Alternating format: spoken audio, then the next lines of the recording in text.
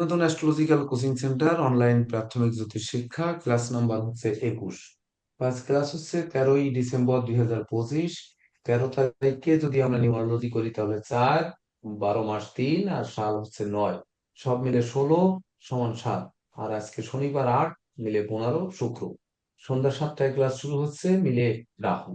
তাছাড়া আজকে যে প্ল্যানেট আপনারা দেখতে পাচ্ছেন এখন হচ্ছে মিথুন লগ্ন, কর্কটে বৃহস্পতি 7 নম্বর নক্ষত্রে আছে, কেতু সিংহে 11 নম্বর, কন্যায় চন্দ্র 12 নম্বরে, রবি হচ্ছে বৃশ্চিকে 18 নম্বর, বুধ 17 নম্বর, শুক্র 18 নম্বরে, মঙ্গল ধনুতে 19 নম্বরে, আর কুম্ভে হচ্ছে শনি রাহু 25 নম্বর নক্ষত্রে অবস্থান করছে। তো তাছাড়া আমরা আজকে হাত আঁকিনি, যেহেতু আজকে হচ্ছে নবগ্রহের জন্ম নক্ষত্র, সন্ধি নক্ষত্র, ভগ্ন নক্ষত্র, পূর্ণ নক্ষত্র, নক্ষত্রের যে চরণ, নক্ষত্র অনুযায়ী যে গণ হয়, অবশ্য গণের সঙ্গে বর্ণ, জাতি, নারী এগুলো একই সঙ্গে হবে, তাই এতগুলো আর লিখিনি। এগুলো আমরা আলোচনায় করে যাব। হুম, বিষয়ক আলোচনা। তো এখানে আমার একটু কথা বলার আছে। নক্ষত্র জ্যোতিষ বা নারী জ্যোতিষ অনেকটা একটু কঠিন বা কষ্টসাধ্য ব্যাপার। যেমন এই নক্ষত্র জ্যোতিষের অংশ কিন্তু কৃষ্ণমূর্তি পদ্ধতি বা কেপি পদ্ধতি, যেটি মানে আপনারা যদি সফটওয়্যার থাকে, কেপি সফটওয়্যার, তাহলে একটু দেখবেন নিজের জন্ম তারিখ দিয়ে, যে যদি জন্ম তারিখ সময় বিশেষ করে আপনারা আহ, আমরা 7টা লিখেছি, এখানে 7টা 2 মিনিট দিবেন, দেখবেন যে ছকের একেবারে পরিবর্তন আকাশ পাতাল পরিবর্তন হয়ে যায়। 3 দিলে আবার 7টা 3 দেবেন, আবার আরেক রকমের পরিবর্তন হয়ে যায়, অর্থাৎ সেকেন্ডে চলে নক্ষত্র। তাছাড়া আমরা কিন্তু জানি, আমরা ক্লাস করে আসছি যে একটি নক্ষত্র 13 ডিগ্রি 20 মিনিট। ওই 13 ডিগ্রি 20 মিনিটের সঙ্গে সময়েরও কিন্তু একটি পার্থক্য রয়েছে, সেগুলো আপনাদের আপাতত দেওয়া হচ্ছে না। যে কেন দেওয়া হচ্ছে না, যেটি আপনাদের একটু বেশি লোড হয়ে যাবে তার জন্য। যেমন আপনারা লক্ষ্য করবেন, কখনো একটি নক্ষত্র দিন রাত 24 ঘন্টা পাচ্ছে, কখনো 25 ঘন্টা পাচ্ছে, কখনো 26 ঘন্টা পাচ্ছে, 27 ঘন্টাও কিন্তু একটি নক্ষত্র পাচ্ছে। আবার কখনো দেখা যাচ্ছে মাত্র 21 ঘন্টাও পাচ্ছে। যেমন একটি তিথিও ঠিক তদনুরূপ, কখনো 21 ঘন্টা, কখনো 24 ঘন্টা, কখনো সর্বোচ্চ 27 ঘন্টাও কিন্তু পায়। তো এই একটি তিথি এত সময় কেন পায়, একটি নক্ষত্র কেন পায়, এটা একটু জটিল বা একটু কঠিন, অঙ্কটা একটু কঠিন। তার জন্য এটিকে আমরা একটু দূরে রাখছি। কিন্তু আপনাদেরকে যেভাবে ধারণা দেওয়া হয়েছে, যেমন ধরুন একটু সহজভাবে যদি আমরা ভেঙে দিই, যে ভগ্ন নক্ষত্র ধরেন আপনারা আগেই শিখে ফেলেছেন। কিভাবে শিখে ফেলেছেন যদি আমরা বলি, শিমুল, একটু তাহলে মিউট যদি করবেন বলি, শিমুল। মিউট আনমিউটটা আপনারা একটু নিজ দায়িত্বে করবেন, কারণ এটা হচ্ছে আমাদের ওই কন্ট্রোল রুম থেকে আসলে এটা করা সম্ভব হচ্ছে না। তো আমরা অনেকটা আপনারা দেখেছেন বা শিখেছেন, অনেকটা জেনেও ফেলেছেন। এই যে নক্ষত্রের নাম্বার দেওয়া আছে, এখানে নক্ষত্র যেমন চরণ যখন আলোচনা হবে, নক্ষত্রের 4টি পাদ বা চরণ, এই যে প্রথম পাদ, দ্বিতীয় পাদ, তৃতীয় পাদ, চতুর্থ পাদ, অর্থাৎ 4টি ভাগ করা হয়েছে। তখন আমরা কিন্তু বলেছিলাম ইতিপূর্বে যে কৃত্তিকা নক্ষত্র যদি দেখে, তাহলে কৃত্তিকা নক্ষত্র মেষ রাশিতে পড়েছে 3 ডিগ্রি 20 মিনিট, আর বৃষ রাশিতে গিয়ে পড়েছে 10 ডিগ্রি। তাহলে একটা রাশিতে 3 ডিগ্রি 20 মিনিট, আর একটা রাশিতে 10 ডিগ্রি পড়েছে। আবার আপনাদের পূর্বে আলোচনা হয়েছিল যে 6 ডিগ্রি 40 মিনিট আর 6 ডিগ্রি 40 মিনিট সমান ভাগ করেও কিন্তু এক নক্ষত্র পড়ে থাকে। যেমন চিত্রা নক্ষত্র যদি তুলা রাশি চিত্রা নক্ষত্র, আর কন্যা রাশি চিত্রা নক্ষত্র, দুটো কিন্তু সমান সমান ভাবে 2 ভাগে ভাগ হয়ে গেছে। কিন্তু কখনো 2 ভাগে ভাগ, আর কখনো 4 ভাগে ভাগ, তার 1 ভাগ পড়েছে। তো এই যে পড়েছে, এই পড়ার ফলটা কি, সেই ফলাদেশটা বুঝতে গেলে আমাদের এই নক্ষত্রের চরণ বা নক্ষত্রের পায়া, যেটি আমরা শিখবো, সেটি আমাদের প্রয়োজন। তো ধারাবাহিকভাবে যদি আসতে হয়, তাহলে আমাদের সর্বপ্রথম নক্ষত্রের স্ফুটটা, নক্ষত্রের সময়টা দরকার। কিন্তু সময়টাকে এড়িয়ে যাওয়া হচ্ছে, আবারও বলছি এড়িয়ে যাওয়া হচ্ছে, কারণ এটি ওই কেপিরই পদ্ধতি, সেটি আমরা আরো একটু পরের দিকে যাক। আমরা নোট রেখেছি যে এটি এই ক্লাসে না দিয়ে আপনাদের স্যারদের নিয়ে আমি আলোচনা করেছি যে আমরা সেই অনুযায়ী পরবর্তীতে কোনো একটা ক্লাসের পরে আরো নক্ষত্রের ক্লাস রয়েছে, সেখানে আমরা সেই অনুযায়ী আলোচনা করব। তাছাড়া আপনাদের কাছে যেহেতু অ্যাফিমেরিস নাই, গ্রহ স্ফুট নির্ণয় করাটা আপনারা এখনো পরিপূর্ণরূপে শেখেননি। তো এই গ্রহ স্ফুট থেকেই তো বিশেষ করে এই আপনার নক্ষত্রের যে সময়াদি বা নক্ষত্রের যে অংশ, সেই অংশ আমাদের বিচার করতে হবে। স্যার যেমন একটা একটি গ্রহের অংশ কলা বিকলা আপনারা যেমন বের করেন, সেটিকে আবার ইংলিশে বলছেন ডিগ্রি মিনিট সেকেন্ড। ঠিক তদনুরূপ যে আমরা ওই এফিমেরিস থেকে টেবিল অফ অ্যাসেন্ডেন্স বা এফিমেরিস থেকে লগ্ন, বার, তিথি, নক্ষত্র, বাংলা তারিখ, এই নির্ণয়, এইগুলো যখন আমরা শিখবো, ওই ক্লাসটাকে আমরা আরো একটু পিছনের দিকে নেব, 22 নম্বর ক্লাসটা।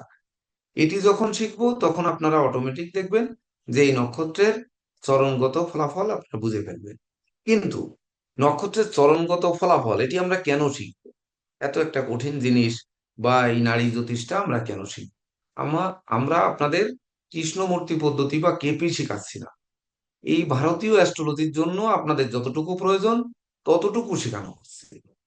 তো সেই অনুযায়ী যাচাইও করে নিতে হবে সঙ্গে সঙ্গে। তার জন্য আমরা একটি ব্যবস্থাও করেছি, কিন্তু যে জন্ম তারিখ, একজনের জন্ম তারিখ নিব, কারণ আজকের ক্লাস কিন্তু আলোচনা কম। যখন আপনাদের বলে দেওয়া হবে দেখবেন যে আপনাদের গ্রহের জন্ম নক্ষত্র, সন্ধি নক্ষত্র, ভগ্ন নক্ষত্র, পূর্ণ নক্ষত্র, চরণ, গণ, বর্ণ, জাতি, নারী, এসবই আপনারা মাত্র 5-5 মিনিটে বুঝে ফেলবেন। কিন্তু যেহেতু 5-10 মিনিটে বুঝে ফেলবেন, কিন্তু সেটির প্রয়োগ কৌশল আসলে মানব জীবনে কতটা কার্যকরী। আর আমি যেহেতু কিছুক্ষণ আছি আজ, তো সেই কার্যকরীর আপনাদের স্যাররাই ক্লাস নেবেন, তো সেই আহ, কার্যকর পদ্ধতিটা আমি একটু শুরু করে দিতে চাই। যে এটি একটি আহ, সনাতন অ্যাস্ট্রোলজিক্যাল কোচিং সেন্টারের নতুন শিক্ষা ব্যবস্থা। ইতিপূর্বে আপনারা দেখেছেন যে একজনের তারিখ বলেন, একজনের সাল বলেন, একজনের মাস বলেন, একজনের সময় বলেন, কিন্তু ওইটি তো আর কারো জন্ম তারিখ নয়। আমরা সেটি মিলিয়ে নিতে পারি না। তার জন্য আমরা এই ব্যবস্থা করেছি যে আপনাদেরও মিলিয়ে নেওয়া, জ্যোতিষশাস্ত্র শিক্ষার প্রতি গ্রহণযোগ্যতা, অনেক কিছু এর ভিতর থেকে আপনারা পেয়ে যাবেন যে আমরা কেন শিখবো, এই শাস্ত্র কি। তো এই ক্ষেত্রে আমি আমার জে কে দেব স্যার এবং নীরজ স্যারের দৃষ্টি আকর্ষণ করব যে আমাদের যে বিষয়টি হতে পারে এমন কোনো শিক্ষার দিকে আমরা কম যাব।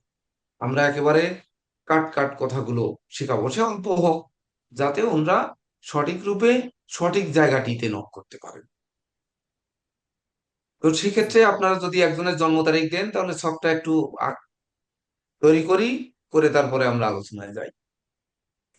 আজকের দিনে যেহেতু জেকে দেব স্যার আপনাদের ভিতর থেকে লটারি আমরা করে পারিনি, আর সময়ও 15 মিনিট যেহেতু পার হয়ে গেছে, আমি লটারি রেডি রাখবো, আগামী শুক্রবার থেকে লটারিতে হবে। তো আজকে একজন সিনিয়র দেখে বা অথবা সর্বকনিষ্ঠ দেখে এইভাবে দেন। তা আমি বলবো। সর্বকনিষ্ঠ যদি তা মেনে নেন, আমি তাহলে সবার যদি ছোট। আপনি V15 নাম লেখেননি কেন, আমরা কেমনে বুঝবো যে আপনি? তা আমি ও, হচ্ছে এটা ডিলিট করে আবার অন করছি, তোর জন্য নাম আসেনি, এরপর নাম লিখে দিচ্ছি। আচ্ছা আচ্ছা। তো আপনার নাম? তো অর্পিতা ব্যানার্জি। ওনার থেকে কনিষ্ঠ কি আর কেউ আছে? আমি মনে হয় কনিষ্ঠ সবার। কনিষ্ঠ বলতেছে সবার ছোট নাকি বয়সে? বয়সে বয়সে বয়সে। কে বয়সে কে ছোট কি করে বলা যাবে? জন্ম তারিখ কার, আচ্ছা, লাস্ট বলেন জন্ম বলেন। তারিখ check করতে বোঝা হ্যাঁ, যায়। যেহেতু ম্যাডাম বলেছেন, নিলাম ম্যাডাম একটা আজকে। হ্যাঁ, বলেন, দ্রুত বলেন। স্যার, 1998। 1998 মানে 27 বছর। হ্যাঁ, 1998। স্যার, 14ই জুলাই। 14/07/1998 কয়টায়? স্যার, 5টা 30 মিনিট বিকাল। 5টা 30 PM। কোথায় জন্ম? স্যার, খুলনা। খুলনা। নীরজ স্যার একটু সহযোগিতা করেন ছকটি তৈরি করে দিয়ে। হ্যাঁ স্যার, ধনু লগ্ন। ধনু লগ্ন। সময়টা কটা বাজে? আরে আপনি কথা কইেন না তো মাঝখানে ববুলদা। ধনু লগ্ন স্যার। হ্যাঁ, কুম্ভে চন্দ্রকেতু। কুম্ভে হচ্ছে চন্দ্রের নক্ষত্র বলেন। চন্দ্রের নক্ষত্র পূর্ব ভাদ্র 3-5। পূর্ব ভাদ্রপদ, পূর্ব ভাদ্রপদ মানে কত বৃহস্পতি নাম্বার? স্যার। পূর্ব ভাদ্রপদ এটা হচ্ছে 25 স্যার, এই 25 নম্বর 25। বৃহস্পতি নক্ষত্র স্যার। 25 স্যার। হ্যাঁ, কেতু। কেতুর নক্ষত্র হচ্ছে শতবিশা 24। 24। এইবার চন্দ্র কোন পাদে পড়েছে? 3-5 স্যার, তৃতীয় চরণে পড়ছে। এটা কি ওইটা গ্রুপে দিয়ে দেন, কারণ হচ্ছে এই এখানে লিখবো কোথায় নাকি উম লিখে দিলেই তো ভালো হয় মনে হয়, নাকি না গ্রুপে দিয়ে দিলে ভালো হয়? কোনটা হলে ভালো হয় বলেন? গ্রুপে স্যার কি দিব স্যার? কোন কোন নক্ষত্রে কি কি গণ হয় বলে দিই স্যার, তাহলে ই হবে স্যার, তারা লিখে নিতে পারবে বা ধারণা একটা করে নিতে পারবে আর কি স্যার। হ্যাঁ হ্যাঁ, ধারণা করে নেবে, একই সঙ্গে ফলাদেশ বলে যাবো, কিন্তু ওই যে তৃতীয় পাদ সেটি কি এখানে লিখবো নাকি গ্রুপে দিয়ে দিব? গ্রুপে দিয়ে দিলেই তো সবাই দেখে নিতে পারছেন, তাই না? গ্রুপে স্যার দেবেন স্যার। ঠিক হ্যাঁ আছে। শুধু চন্দ্রের হ্যাঁ নক্ষত্রটা লিখে দিন স্যার, 3 পাদ। হ্যাঁ, তিন 3 পাদ পাদ লিখে দিন। শুধু চন্দ্রেরটা লিখে দেন স্যার। হুম। স্যার তারপরে মিনে বৃহস্পতি হ্যাঁ, কত নম্বর নক্ষত্রে? 26। 26।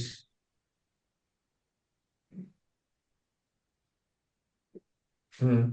মেষে শনি মেষে শনি 2 নম্বর নক্ষত্রে, 1 নম্বর 2 নক্ষত্রে। 1 স্যার, 1। 1। হ্যাঁ, বৃষয় শুক্র বৃষে শুক্র মৃগশিরা 5। 4। এই যে ও 4। অশ্বিনী ভরণী কৃত্তিকা রোহিণী মৃগশিরা 5। 5। তারপর মিথুনে রবি মঙ্গল। মিথুনে রবি মঙ্গল। রবি হচ্ছে রবি কত নম্বর পূর্ণমাস নক্ষত্রে? 7 নম্বরে। রবি মঙ্গল দুজনই 7। না, রবি 7-এ স্যার। হ্যাঁ, মঙ্গল। আর মঙ্গল 6-এ। মঙ্গল 6। 2 3 4 5 6 7 8। আরেকটা কে? বৃহস্পতি। হ্যাঁ। বৃহস্পতি বলছি তো স্যার, এই বুধ, কর্কটে বুধ। কর্কটে বুধ। কত 9 নম্বরে? নম্বর। 9 নম্বর স্যার। হ্যাঁ, এই আর রাহু স্যার, রাহু রাহু হচ্ছে সিংহে, কত নম্বর? সিংহে। সিংহে আছে 10 নম্বর। এ হচ্ছে একটা পূর্ণাঙ্গ জন্ম প্ল্যানেট।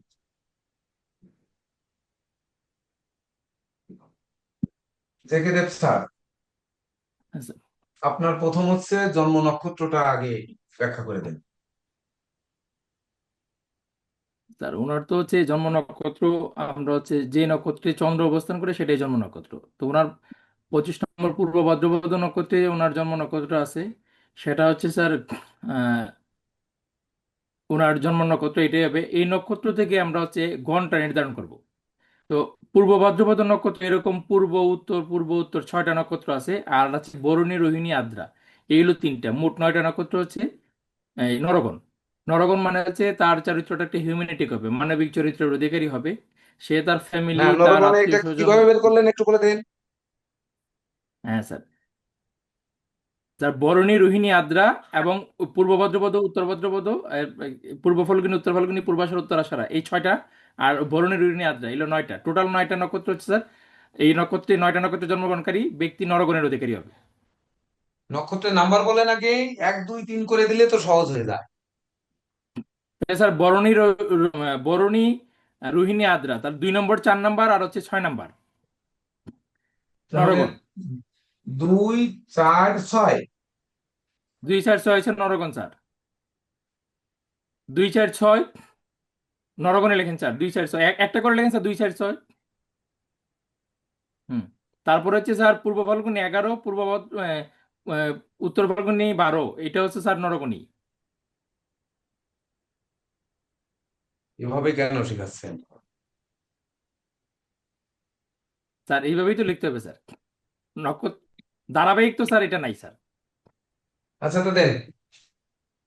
স্যার তাহলে বরণী আমি বলছি স্যার, হ্যাঁ প্রথমে ঘরে লিখেন স্যার 2 4 6, প্রথম ঘরে 2 4 6 লিখে নেন স্যার। নরগণের যেখানে 2 লিখছেন স্যার, না হ্যাঁ, 2 4 6 নরগণের তো লিখেন লিখলাম। না স্যার, একটা করে লিখেন স্যার। ওই একটা করে প্রথম ঘরটা ওইভাবে কি? কষ্ট হয়ে হ্যাঁ যাবে স্যার ওইভাবে লিখেন তাহলে। স্যার, না অসুবিধা হবে না স্যার। দুই দুই চার ছয় চার ছয় ছয় এই তিনটা একটা। তারপর হচ্ছে স্যার পূর্ব ফাল্গুনী 11, উত্তর ফাল্গুনী 12। এরপর এরপর লাইনটাতে লেখেন স্যার পূর্ব ফাল্গুনী 11 11, 12। হ্যাঁ, 11 12 এবং হচ্ছে স্যার 20। এখানে লিখুন স্যার তিনটা, 11 12 20। 11 12 20। তারপরে স্যার তারপরে 21 25 26, 21 25 26। হ্যাঁ, এই 9টা নক্ষত্রে জন্মগ্রহণকারী ব্যক্তি নরগণের অধিকারী হবে স্যার।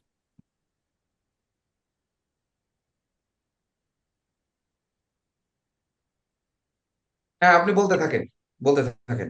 আচ্ছা, তাহলে দেবগণ যারা হবে অশ্বিনী আমি মৃগশিরা ওনাদের সার্চ পুনর্বসু বর্ষা দিয়েছি। অষ্টপতি অনুরাধা শ্রবণা রেবতী হচ্ছে দেবগণ। খুব দ্রুত বলে ফেললাম, এই কারণে বলে ফেললাম যে আমার মতো আপনারা দ্রুত বলতে হবে। আমাদের সনাতন অ্যাস্ট্রোলজিক্যাল কোচিং সেন্টারের যারা আপনারা স্টুডেন্ট আছেন, আমরা যখন আপনাদের কাছ থেকে এরকম দ্রুত রেসপন্স পাবো তখন আমরা আনন্দিত বোধ করবো আর কি। তো এর জন্য দ্রুত বলে ফেললাম, ঠিক আছে।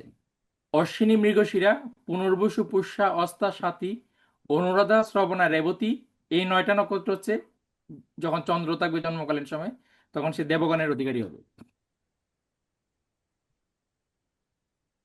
বুঝতে পারলেন? আর হচ্ছে কৃত্তিকা অশ্লেষা মঘা চিত্রা বিশাখা জ্যেষ্ঠা মূলা ধনিষ্ঠা শতবিশা, এই 9টা নক্ষত্রে যখন চন্দ্র থাকবে তখন দেবারিগণ বা রাক্ষসগণের নাম্বার কটা অধিকারী হবে। বলেন, ওনারা লিখে নিক আগে। নাম্বার বলে দেন। Ashwini Mrigashira 1 number 5 number. হ্যাঁ, পরপর লিখে দেন। Ashwini Mrigashira 1 number 5 number. অশ্বিনী মৃগশিরা চারটা পুনর্বসু একুশ। 7 নাম্বার। পুনর্বসু হচ্ছে 7 নাম্বার। অশ্বিনীর মৃগশিরা পুনর্বসু পুষ্যা হচ্ছে 8 নাম্বার। অস্তা হচ্ছে 13 নাম্বার।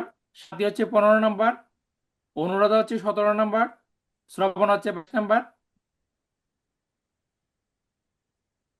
এবং রেবতী হচ্ছে 27 নাম্বার। দেখুন 9টা হলো কিনা।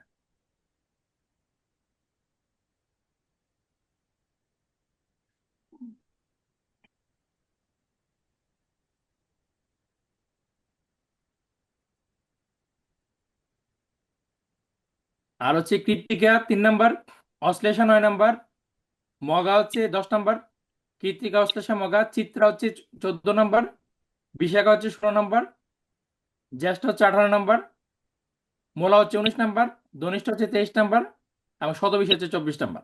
এই 9টা নক্ষত্র হচ্ছে দেবারিগণ বা রাক্ষসগণ।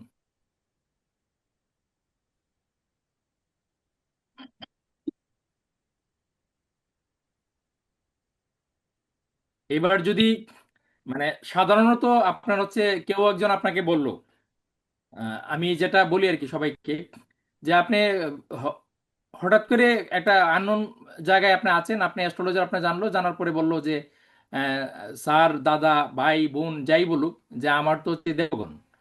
এখন মানে আমি আসলে কি হতে পারে, কারণ গণ নিয়ে আমাদের মধ্যে একটা ভয় আছে। নরগণের মানুষ ইমিউনিটি, আমি যেটা বলছি অর্পিতা ম্যাডামকে, এটা তো অনেকেই জানে। আর দেবগণ হলে মনে করে যে তারা হয়তো দেবতার মতো, আর রাক্ষসগণ হলে মনে করে যে তারা রাক্ষসের মতো। আর বিবাহের মানে ক্ষেত্রে কিন্তু এটা ইয়ে করে মারাত্মকভাবে দেখা হয় যে ছেলের রাক্ষসগণ হলে আহ, মেয়ে মানে মেয়েটা মারা যেতে পারে, বা মেয়ের রাক্ষসগণ হলে ছেলেটা মারা যেতে পারে, এরকম একটা আহ, অনাহত ভয়ও কাজ করে মানুষের মধ্যে। এখন হচ্ছে আমরা যেমন দেবগণের জাতকের যে একটা চারিত্রিক বৈশিষ্ট্য থাকে, দেবগণের ব্যক্তি হচ্ছে সে তো দেবতা। আমাদের যে দেবতারা আছে, দেবতারা কিন্তু হচ্ছে মানব কল্যাণে কাজ করে। তো ওই অন্যের কল্যাণ নিয়ে কাজ করার একটা প্রবণতা তার মধ্যে একটু বেশি থাকে। তো সেক্ষেত্রে নিজের কল্যাণ নিয়ে একটু ভাবার সময় কম পায়, ঠিক আছে। আবার দেবগণের মানুষ হচ্ছে কি, ধরেন সোশ্যাল সাইট, সামাজিক যে দিক, তারপর হচ্ছে পারিবারিক যে বিষয়, ফ্যামিলি ম্যাটার, এবং তার সেলফ নিজে, এই 3 জায়গাটাকে গুলিয়ে ফেলে। মানে কখন কাকে প্রাধান্য দেবে, কি নিজেকে প্রাধান্য দেবে নাকি সমাজকে প্রাধান্য দেবে, নাকি হচ্ছে এই আপনার হচ্ছে পরিবারকে প্রাধান্য দেবে, এই 3 জায়গায় প্রাধান্যতার ক্ষেত্রে তাদের মধ্যে একটা গুলিয়ে ফেলার একটা প্রবণতা থাকে। তারা এখানে কিংকর্তব্য বিমূঢ় হয়ে যায়, সিদ্ধান্ত নিতে পারে না যে আসলে আমরা কি করবো আর কি করা উচিত। আর নিজেকে সর্বোচ্চ আসনে সবসময় বসাইতে চায়। তো এটা তো এক ধরনের নেগেটিভ একটা থট, যখন আপনি হচ্ছে আপনি নিজেকে সর্বোচ্চ আসনে সব জায়গায় চাইবেন, তো এটা তো সম্ভব না। ক্ষেত্র বিশেষ তো আসন ছাড়তে হয়। তো এই আসন ছাড়ার যে জায়গাটা, এই জায়গাটা তারা একটু মনে করে যে সে হয়তো একটা নিচু হয়ে যাচ্ছে, বা সে হয়তো সম্মান কম পাচ্ছে, এই ধরনের একটা মানসিকতা, মানসিক প্রবৃত্তি সৃষ্টি হতে পারে। আর নরগণ যারা আছে তারা আমি যে দেখেছি, অ্যাপ্লাই করে দেখেছি, আপনার হচ্ছে তারা একটু হিউম্যানিটি হয়, মানবিক হয়। তারা বেশিরভাগ ক্ষেত্রে তাদের পরিবারটাকে বেশি প্রাধান্য দেয়। পরিবারের যে পরিবার বলতে মা বাবা ভাই বোন স্ত্রী সন্তান, এদেরকে সবার আগে প্রাধান্য দেয়। যে তাদের চাহিদা আগে পূরণ করবো, তারা হচ্ছে তারপর হচ্ছে আমি অন্যের চাহিদা পূরণ করবো, আত্মীয় স্বজন অন্য সবাইকে পরে আমি গুরুত্ব দেবো। সেক্ষেত্রে দেখা গেল কি, বিভিন্ন অনুষ্ঠান আদি বা বিভিন্ন সাবজেক্টে দেখা গেল তারা নিজের জন্য অনেক পকেটে টাকা টাকা সত্ত্বেও অনেক কিছু কিনতে পারে না, বা অনেক কিছু নিতে পারে না, কিন্তু পরিবারের মানুষকে প্রাধান্য দেওয়ার কারণে এরকমটা হয়। আর এখানে আরেকটা রাক্ষসগণের যে ব্যাপার, রাক্ষসগণের ব্যাপার হচ্ছে তারা একটু ধীর প্রতিজ্ঞ, ডিটারমাইন্ড হয়। আমরা জানি রাক্ষসটা হচ্ছে কঠোর থেকে কঠোরতম পরিশ্রমের মাধ্যমে সাধনা করে আপনার হচ্ছে অমরত্বের কাছাকাছি মানে জয়লাভ, কি বলে আহ, এই আপনার আশীর্বাদ ব্রহ্মার কাছ থেকে, শিবের কাছ থেকে পেয়েছেন। তো এই যে কোনো বিষয় যদি তারা একবার স্থির করে নেয় আমি এটা অর্জন করব, তো এই বিষয়ে শেষ পর্যন্ত লেগে থাকার যে একটা প্রবণতা, এটা কিন্তু দেবারিগণের মানুষের মধ্যে থাকে। আবার তাদের হচ্ছে একটু একটু সেলফিশ ভাবও থাকে দেবারিগণের মানুষের মধ্যে। তারা হচ্ছে আপনার তারা আপনাকে দিবে, আপনি আশেপাশের মানুষ হিসেবে আছেন, আপনাকে দিবে। সেটা তার কাছে যাই থাকুক, জ্ঞান থাকলে জ্ঞান, টাকা থাকলে টাকা, বা আপনার যে কোনো ধরনের হেল্প তারা করবে। কিন্তু হেল্প তখনই করবে যখন তার হচ্ছে শতভাগ পরিপূর্ণ হয়ে যাবে। অর্থাৎ আমি আমার সবকিছু বুঝে নিছি, এবার যা আছে তুমি সব নিয়ে যাও, আমার কোনো আপত্তি নাই। আর যতক্ষণ পর্যন্ত সে তার সব বুঝতে না পারছে, ততক্ষণ পর্যন্ত আপনাকে কিছুই দিতে চাইবে না। ঠিক আছে? তো এই একটা ইয়ে আছে, আর তাদের জেদ একটু বেশি হয় দাবারিগণের মানুষের মধ্যে। আর এই যে তিনটা গণ, আমরা তো এটা একটা কমন একটা বিষয় আমরা জানলাম তিনটা গণের। তো এখানে এবার হচ্ছে আপনার প্রত্যেকটা নক্ষত্রের চারটা চরণ থাকে। তো প্রথম, দ্বিতীয়, তৃতীয়, চতুর্থ। তো চারটা চরণের বিচারের বিভিন্ন পদ্ধতি আছে স্যার, তো আরো অনেক, আমি তো যেটুকু দিয়ে আমি দেখি আর কি। তো চারটা, প্রথম চরণকে যদি আমরা ধর্ম বলি, দ্বিতীয় চরণকে যদি আমরা অর্থ বলি, তৃতীয় চরণকে আমরা কাম বলি, আর চতুর্থ চরণকে আমরা মোক্ষ বলি। তো যেমন অর্পিতা ম্যাডামের হচ্ছে চন্দ্র তৃতীয় চরণে আছে। তো তৃতীয় চরণ কাম বলতেছে যাবতীয় কামনা বাসনার যে ব্যাপারটা আছে, সেটা হচ্ছে তৃতীয় চরণ।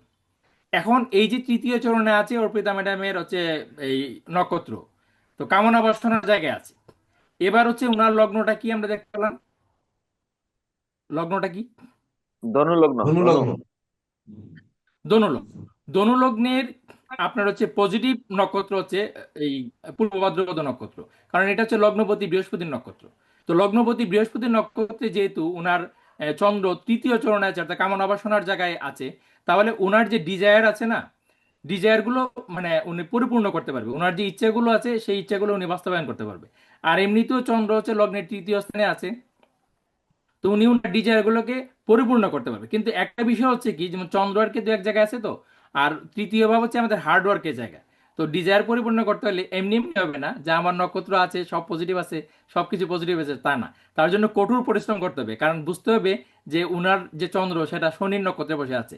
তো শনি ঘোরা পূর্ণ করে পরিশ্রমের মাধ্যমে, বিনা পরিশ্রমে শনি ঘোরা পূর্ণ করে দেয় না। তো এই হচ্ছে নক্ষত্র দিয়ে আপনার হচ্ছে গণ দিয়ে একটা স্বাভাবিক প্রেডিকশন করে করে দেওয়া আর কি স্যার। হ্যাঁ। তো দেখুন, যে কথা স্যার বললেন যে কুম্ভ রাশিতে চন্দ্র আছে 29°33'28" পূর্ব ভাদ্রপদ নক্ষত্রের তৃতীয় পাদ নিয়ে। আর হচ্ছে সেই সঙ্গে কেতুর ডিগ্রিটা আমি একটু দেখতে চাচ্ছিলাম, কিন্তু আমাদের নিরজ স্যার পাঠিয়েছেন, কিন্তু এখানে কেতুর ডিগ্রি কেটে গেছে। কেতুর ডিগ্রি, রাহু কেতুর ডিগ্রিটা দেখতে চাচ্ছিলাম। স্যার ও কেতু আছে, 8°13', আছে। স্যার আলাদাভাবে দিছি স্যার হ্যাঁ, এটা। হ্যাঁ, 8°13'। তাহলে 8°13' যদি হয়, আর চন্দ্র আছে হচ্ছে 29°33'। তার মানে চন্দ্র প্রবেশ করে ফেলেছে কেতুর ভিতরে, অর্থাৎ কেতু এই পাশের থেকে আছে 8°, আর হচ্ছে চন্দ্র এই দিক থেকে আছে কত, 29°, অর্থাৎ উনত্রিশ এই ডিগ্রি বর্ডারে আছে। তো বর্ডারে থাকার কারণে উনি কালসর্প দোষটা পেয়ে গেছে। বুঝতে পেরেছেন? কালসর্প দোষটা পেয়েছে। তো আমাদের মূল আলোচ্য বিষয় হচ্ছে আমরা ওই দিকের প্রেডিকশনে আরো একটু পরে যাই, আপনারাই প্রেডিকশন করতে পারবেন সেই পর্যায়ে আমরা যেতে চাচ্ছি। দেখেন আপনাদের মাদার গ্রুপে 3টি পেজ দেওয়া হয়েছে দেখেন। যেমন এখানে সর্বপ্রথম পেজ দেওয়া হয়েছে যদিও 40, তারপরে 41, তারপরে দিছি 39 নাম্বার পেজ। তো যদি 40 নাম্বার পেজটা আপনারা একটু লক্ষ্য করেন তাহলে দেখবেন যে 1 নাম্বার নক্ষত্র অর্থাৎ রাশি মেইন গ্রুপ যেটা সেটা সনাতন অ্যাস্ট্রোলজিক্যাল কোচিং সেন্টারে যেটা মেইন গ্রুপ, সেই গ্রুপে সবাই একটু দেখুন যে 1, 2, 3 নাম্বার নক্ষত্র নিয়ে হচ্ছে মেষ রাশি। তো মেষ রাশিতে 1 নাম্বার নক্ষত্র হলে দেবগণ, বর্ণ হবে ক্ষত্রিয় বর্ণ, যোনি হবে ঘটক যোনি, আর নারী হবে আদ্য নারী। আবার যখন 2 নাম্বার নক্ষত্র হবে তখন হবে নরগণ, এইবার মতান্তরে সে বর্ণ হবে বৈশ্য বর্ণ, আবার যোনি হবে হস্তি যোনি, নারী হবে মধ্য নারী। তো এইভাবে যদি আমরা দেখি তাহলে কুম্ভ রাশির উনি আছে 25 নাম্বার নক্ষত্রে। 25 নাম্বার নক্ষত্রে আছে দেখেন কুম্ভ রাশির 25 নাম্বার নক্ষত্র নরগণ, যেটি আপনাদের স্যার বলেছেন এটি শূদ্র বর্ণ, মতান্তরে বৈশ্য বর্ণ। তো উনি যোনি পেয়েছে সিংহ যোনি, আর নারী পেয়েছে আদ্য নারী। এগুলো কোন কাজে লাগবে? লাগবে কিন্তু বিবাহের ক্ষেত্রে যখন অষ্টকূট বিচার করবেন সেই ক্ষেত্রে। তো স্যার একটি কথা বলে গেছেন যে গণ শুনে আমরা অনেকে দাঁত ছিটকাই। এটা আহ, আমাদের এই বিশেষ করে কি বলবো, এটা আমাদের একটা চরিত্রগত প্রথা হয়ে গেছে। আগের কালে দেখা যেত মানুষ আজ থেকে 20, 25, 30 বছর আগে যদি আমরা একটু পিছনে যাই তাহলে ওই পাত্র পাত্রী দেখতে এসে আঙ্গুলের কর দেখতো, যে করের এই করের যদি সমান থাকে তাহলে সে ব্যক্তি নরগণ, নিচে থাকলে রাক্ষসগণ, আর উপরে থাকলে দেবগণ। তাহলে যে ব্যক্তির হাতটি নেই বা আঙ্গুলটি কাটা, আঙ্গুলটি নেই, তার গণ কিভাবে নির্ণয় করবে বলেন? অথচ শাস্ত্রে রয়েছে নক্ষত্র অনুযায়ী গণ হয়। তো আমাদের শিক্ষার্থীরা যেমন আমরা দশকর্ম যদি বলি, তো দশকর্মা বা দশবিধ সংস্কার, এই সংস্কারের ক্ষেত্রে আমরা বলি এক এক জায়গায় আঞ্চলিক প্রথা অনুযায়ী এক এক ধরনের বিহিত ব্যবস্থা দেওয়া হয়ে থাকে। তো আমরা সনাতন অ্যাস্ট্রোলজিক্যাল কোচিং সেন্টার একটি বিহিত ব্যবস্থায় যাব, যেহেতু বেদের নির্মল চক্ষু হচ্ছে এই জ্যোতিষশাস্ত্র। তাহলে আমরা এমন জায়গায় যাব যে সবার ওই দশবিধ সংস্কারের নীতি আদর্শ বা ফলাদেশ একই হবে। এমনকি জ্যোতিষ গণনার ক্ষেত্রে, ভাগ্য গণনার ক্ষেত্রেও প্রত্যেক শিক্ষার্থী যে গণনা করবেন সব একই জায়গায় যাবে। তার জন্য প্রাথমিক পর্যায়ে আপনাদের একটু কষ্ট হলেও সেই কষ্টটা পরবর্তীতে দেখবেন যে এটি যখন ফলাদেশ মিলছে তখন এটি খুবই সুন্দর মনে হচ্ছে। যে কেন এই কথাটি আমার বলা, স্যার যেটি বললেন যে ধর্ম অর্থ কাম মোক্ষ, তাহলে ধর্মকে বাদ দিয়ে আমরা চলতে পারছি না, অর্থকে বাদ দিয়েও চলতে পারছি না, কামকে বাদ দিয়েও চলতে পারছি না, আবার মোক্ষ যদি না হয় তাহলে আমাদের পরমার্থ চিন্তা চেতনা বলে কোনো কিছু থাকতো না জীবনে। তো সেটি যদি আমরা লক্ষ্য করি তাহলে দেখতে হবে চন্দ্র তৃতীয় পাদে 25 নাম্বার নক্ষত্রে, অর্থাৎ পূর্ব ভাগ কি 25 নাম্বার নক্ষত্রে মানে 25 নাম্বারে কি পূর্ব উম ভাদ্র স্যার। পূর্ব ভাদ্রপদ। পূর্ব ভাদ্রপদ নক্ষত্রে আছে। তো পূর্ব ভাদ্রপদ নক্ষত্রে আছে, কিন্তু সে আমাদের একটি পার্ট হয়ে গেছে, যেহেতু প্ল্যানেটটা হওয়ার কারণে আমরা একটু বললাম যে প্ল্যানেটের রাহু কেতুর এক পাশে যদি সমস্ত গ্রহ থাকে সেটিকে কালসর্পযোগ বা কালসর্পদোষ বলা হয়। এটি আমরা পরবর্তীতে ক্লাস আছে, আপনারা সেই ক্লাসে এটা পেয়ে যাবেন। তো এইরকম একটা প্ল্যানেট যেহেতু আজকে পেলাম, সেহেতু সেই প্ল্যানেটটা নিয়ে একটু আলোচনা করতে চাই। তার আগে আপনারা এই নক্ষত্র অনুযায়ী তাহলে গণ কিভাবে বের করবেন, আপনারা বর্ণ কিভাবে বের করবেন, নারী কিভাবে বের করবেন। যেমন দেখেন আদ্য নারী যদি 1 নাম্বার নক্ষত্র হয়, 2 নাম্বার হবে মধ্য নারী, 3 নাম্বার হবে পৃষ্ঠ নারী। এই 4টি পেজ আপনারা সেভ করে রাখেন বা আপনারা প্রিন্ট দিয়ে রাখেন। পরবর্তীতে আপনারা যখন সুযোগ পাবেন তখন বই পুস্তক কিনে নেবেন, যখন কিনে নেবেন তখন তো হাতের ভিতর থেকে যাবে। স্যার আরো একটু বলে নেন, তারপরে হচ্ছে এইদিকে বলতে হবে। আপনাকে থামিয়ে দেওয়া ভুল হয়ে গেছে। এখানে বলার আগে আপনি যদি এই তৃতীয় পদ বলে থেমে যান তাহলে কিন্তু হচ্ছে না, নক্ষত্রের সন্ধি, ভগ্ন, পূর্ণ, চরণ পর্যন্ত যেতে হবে। আচ্ছা স্যার। আচ্ছা, না এখানে হলে ফলাদেশ নক্ষত্র সবাই সন্ধি বের বলতে করতে পারবেন না। যে এই নক্ষত্র দিয়ে যে ফলাদেশ বের করতে হবে সেই নক্ষত্রের ফলাদেশটাও আমরা বের করতে পারছেন না, একটু বলেন। আচ্ছা, স্যার নক্ষত্র দুটি সন্ধি বলতে নক্ষত্র আমরা নিয়ে যেটা ব্যাখ্যা দিয়ে বুঝি। দেন, 1 নাম্বার নক্ষত্র নিয়ে একটু ব্যাখ্যা দিয়ে দেন, দেওয়ার পরে সিরিয়ালে যে তারপরে 25 নাম্বারে চলে যান। আচ্ছা ঠিক আছে। আপনার হুম। হচ্ছে যেমন আমরা অশ্বিনী মেষ রাশিতে অশ্বিনী নক্ষত্র দিয়ে হচ্ছে শুরু। তো মেষ রাশি আমরা রাশির মান হচ্ছে একটা রাশির মান 30 ডিগ্রি। তো অশ্বিনী নক্ষত্র এখানে 13 ডিগ্রি 20 ডিগ্রি 20 মিনিট আছে, ভরণী আছে 20 মিনিট, আর 3 ডিগ্রি 20 মিনিট কৃত্তিকা পেল। তো কৃত্তিকা এখানে 3 ডিগ্রি 20 মিনিট পেলো, আর তার 10 ডিগ্রি বক্রে রয়ে গেল, সেটা বৃষতে চলে গেল। তো এইভাবে আপনার মৃগশিরা নক্ষত্রে এই যে কৃত্তিকা আপনার হচ্ছে বৃষতে চলে গেল, এই কৃত্তিকাকে আমরা বলছি হচ্ছে ভগ্ন নক্ষত্র। আর অশ্বিনী এবং হচ্ছে ভরণী যে নক্ষত্র, সেটা হচ্ছে পূর্ণ নক্ষত্র। আপনার সিলেবাসে যে ভগ্ন নক্ষত্র এবং পূর্ণ নক্ষত্র, এটার হচ্ছে একটা প্রথম ধাপ হচ্ছে দেখুন অশ্বিনী ভরণী, অর্থাৎ একই রাশিতে একটা নক্ষত্র যখন তার পূর্ণমান 13 ডিগ্রি 20 মিনিট আহ, অতিবাহিত করে, বা 13 ডিগ্রি 20 মিনিট সে ভোগ করে একই রাশিতে, তখন সেটা পূর্ণ নক্ষত্র বলে কথিত হয়। আর যখন তার পূর্ণ 13 ডিগ্রি 20 মিনিট মান সে এক রাশি নয় 2 রাশিতে মিলে ভোগ করে, সেখানে কিন্তু সেটা হচ্ছে ভগ্ন নক্ষত্র বলে কথিত হয়। তো অশ্বিনী এবং বৃষ রাশিতে কৃত্তিকা নক্ষত্র অশ্বিনীতে 3 ডিগ্রি 20 মিনিট, আর বৃষতে হচ্ছে 10 ডিগ্রি, এই মিলে হচ্ছে 20 মিনিট, তাহলে কৃত্তিকা হচ্ছে একটা ভগ্ন নক্ষত্র। আবার এখানে দেখুন কৃত্তিকা রোহিণী এবং হচ্ছে এই, আদ্রা নক্ষত্র। কৃত্তিকা রোহিণীর পরে হচ্ছে মৃগশিরা নক্ষত্র। মৃগশিরা নক্ষত্র হচ্ছে আপনার বৃষ রাশিতে 6 ডিগ্রি 40 মিনিট অবস্থান করে। আবার হচ্ছে ইয়েতে কি বলে আপনার এই মিথুন রাশিতে 6 ডিগ্রি 40 মিনিট। তাহলে মৃগশিরা নক্ষত্র ভগ্ন নক্ষত্র। কিন্তু আমরা যখন কর্কটে নেমে যাব, কর্কটে কিন্তু আপনার হচ্ছে পুনর্বসু নক্ষত্র যেটা, সেটা হচ্ছে মিথুনের শেষ 10 ডিগ্রি বুক করতেছে, এবং কর্কটে গিয়ে 3 ডিগ্রি 20 মিনিট বুক করে তার এখানে সেটা ভগ্ন নক্ষত্র হলো।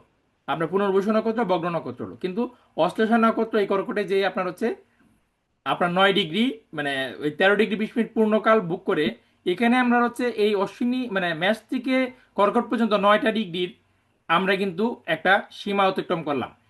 এবং এর জন্য কিন্তু আমাদেরকে রাশিচক্রে 360 ডিগ্রি রাশিচক্রের 120 ডিগ্রি আমরা অতিক্রান্ত করলাম। একটা ট্রায়াঙ্গেল, আমরা ট্রায়াঙ্গেলের একটা একটা যে মানে রেখা আমরা ভেদ করে ফেললাম 120 ডিগ্রিতে। তো 120 ডিগ্রিতে আপনার 9টা নক্ষত্র কমপ্লিট হলো। এইটাকে এই যে 9টা নক্ষত্র কমপ্লিট হওয়ার পরে 10 নম্বর নক্ষত্র এই সিংহ রাশি থেকে আবার শুরু হচ্ছে। এই যে নক্ষত্রের একটা ধাপের শেষ এবং আরেকটা দ্বিতীয় ধাপের যে শুরু, এই শুরুটা এবং শেষটা, এটাকে নক্ষত্র সন্ধি বলা হয়।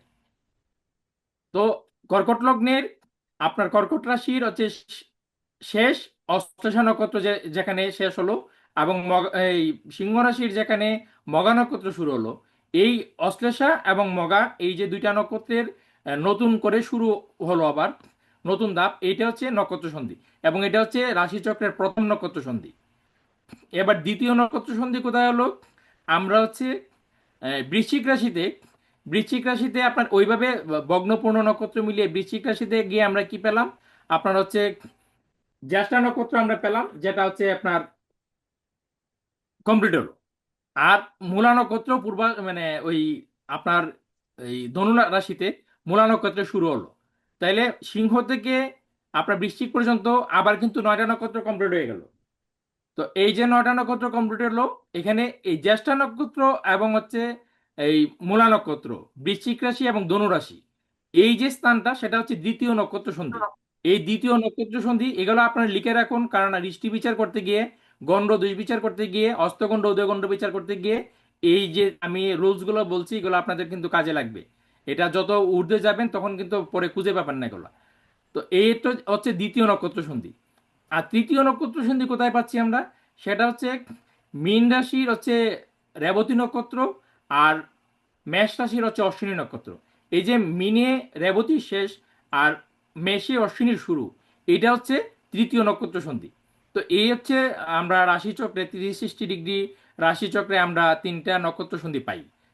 এখন এই নক্ষত্র সন্ধির মধ্যে উদয় নক্ষত্র আছে, উদয়গণ্ড আছে, অস্তগণ্ড আছে। তো সেটাতে আমি যাচ্ছি না, এটার জন্য আলাদা হায়ার ডিপ্লোমাতে ক্লাস আছে। আর এই তো নক্ষত্র এটা সন্ধির আপনারা মধ্যে, স্যার আমি একটু প্রশ্ন করি, নক্ষত্র সন্ধির মধ্যে যেমন আপনি অশ্বিনী ভরণী কৃত্তিকাতে যেটি পেলেন, সেই নক্ষত্র মিথুনে হ্যাঁ পেলেন, আপনি কন্যাতে পেলেন, আর যে পেলেন হচ্ছে ধনুতে পেলেন, আর কিসে হ্যাঁ পেলেন সমভাগ কিসে পেলেন? স্যার, যেখানে নক্ষত্র শেষ হলো স্যার। বৃষের 6 ডিগ্রি 20 মিনিট, 6 ডিগ্রি 40 মিনিট, আর মিথুনের 6 ডিগ্রি 40 মিনিট মিলে আমরা নক্ষত্র সন্ধি একটা পেলাম। হ্যাঁ স্যার। এই যে বৃষের 6 ডিগ্রি 40 আর মিথুনের 6 ডিগ্রি 40 মিলে একটি সন্ধি পেলাম। আর হ্যাঁ, একটা সন্ধি পেলাম মৃগশিরা নক্ষত্র তার কন্যার একটা ছয় কন্যায় ছিল ডিগ্রি স্যার, চল্লিশ আর চিত্রা তুলার নক্ষত্র ছয় ছয় ডিগ্রি ডিগ্রি চল্লিশ চল্লিশ তুলার 6 ডিগ্রি 40 স্যার। কন্যার ছয় আর ডিগ্রি একটা চল্লিশ আর মকরে পেলাম তুলার স্যার। 6 ডিগ্রি 40। হ্যাঁ স্যার। তৃতীয় আর সন্ধি আমরা মকরে কোনটা পেলাম পেলাম? স্যার। হচ্ছে স্যার ধনুর 6 ডিগ্রি 40 আর মকরের 6 ডিগ্রি 40। না স্যার, মকরে 6 ডিগ্রি 40 আর কুম্ভের 6 ডিগ্রি 40 স্যার। ও সরি, মকরের 6 ডিগ্রি 40 আর কুম্ভের 6 ডিগ্রি 40। হ্যাঁ, এটা তাহলে ধনিষ্ঠ নক্ষত্র এই স্যার। যে তিনটি আমরা নক্ষত্র সন্ধি পেলাম, কিভাবে পেলাম?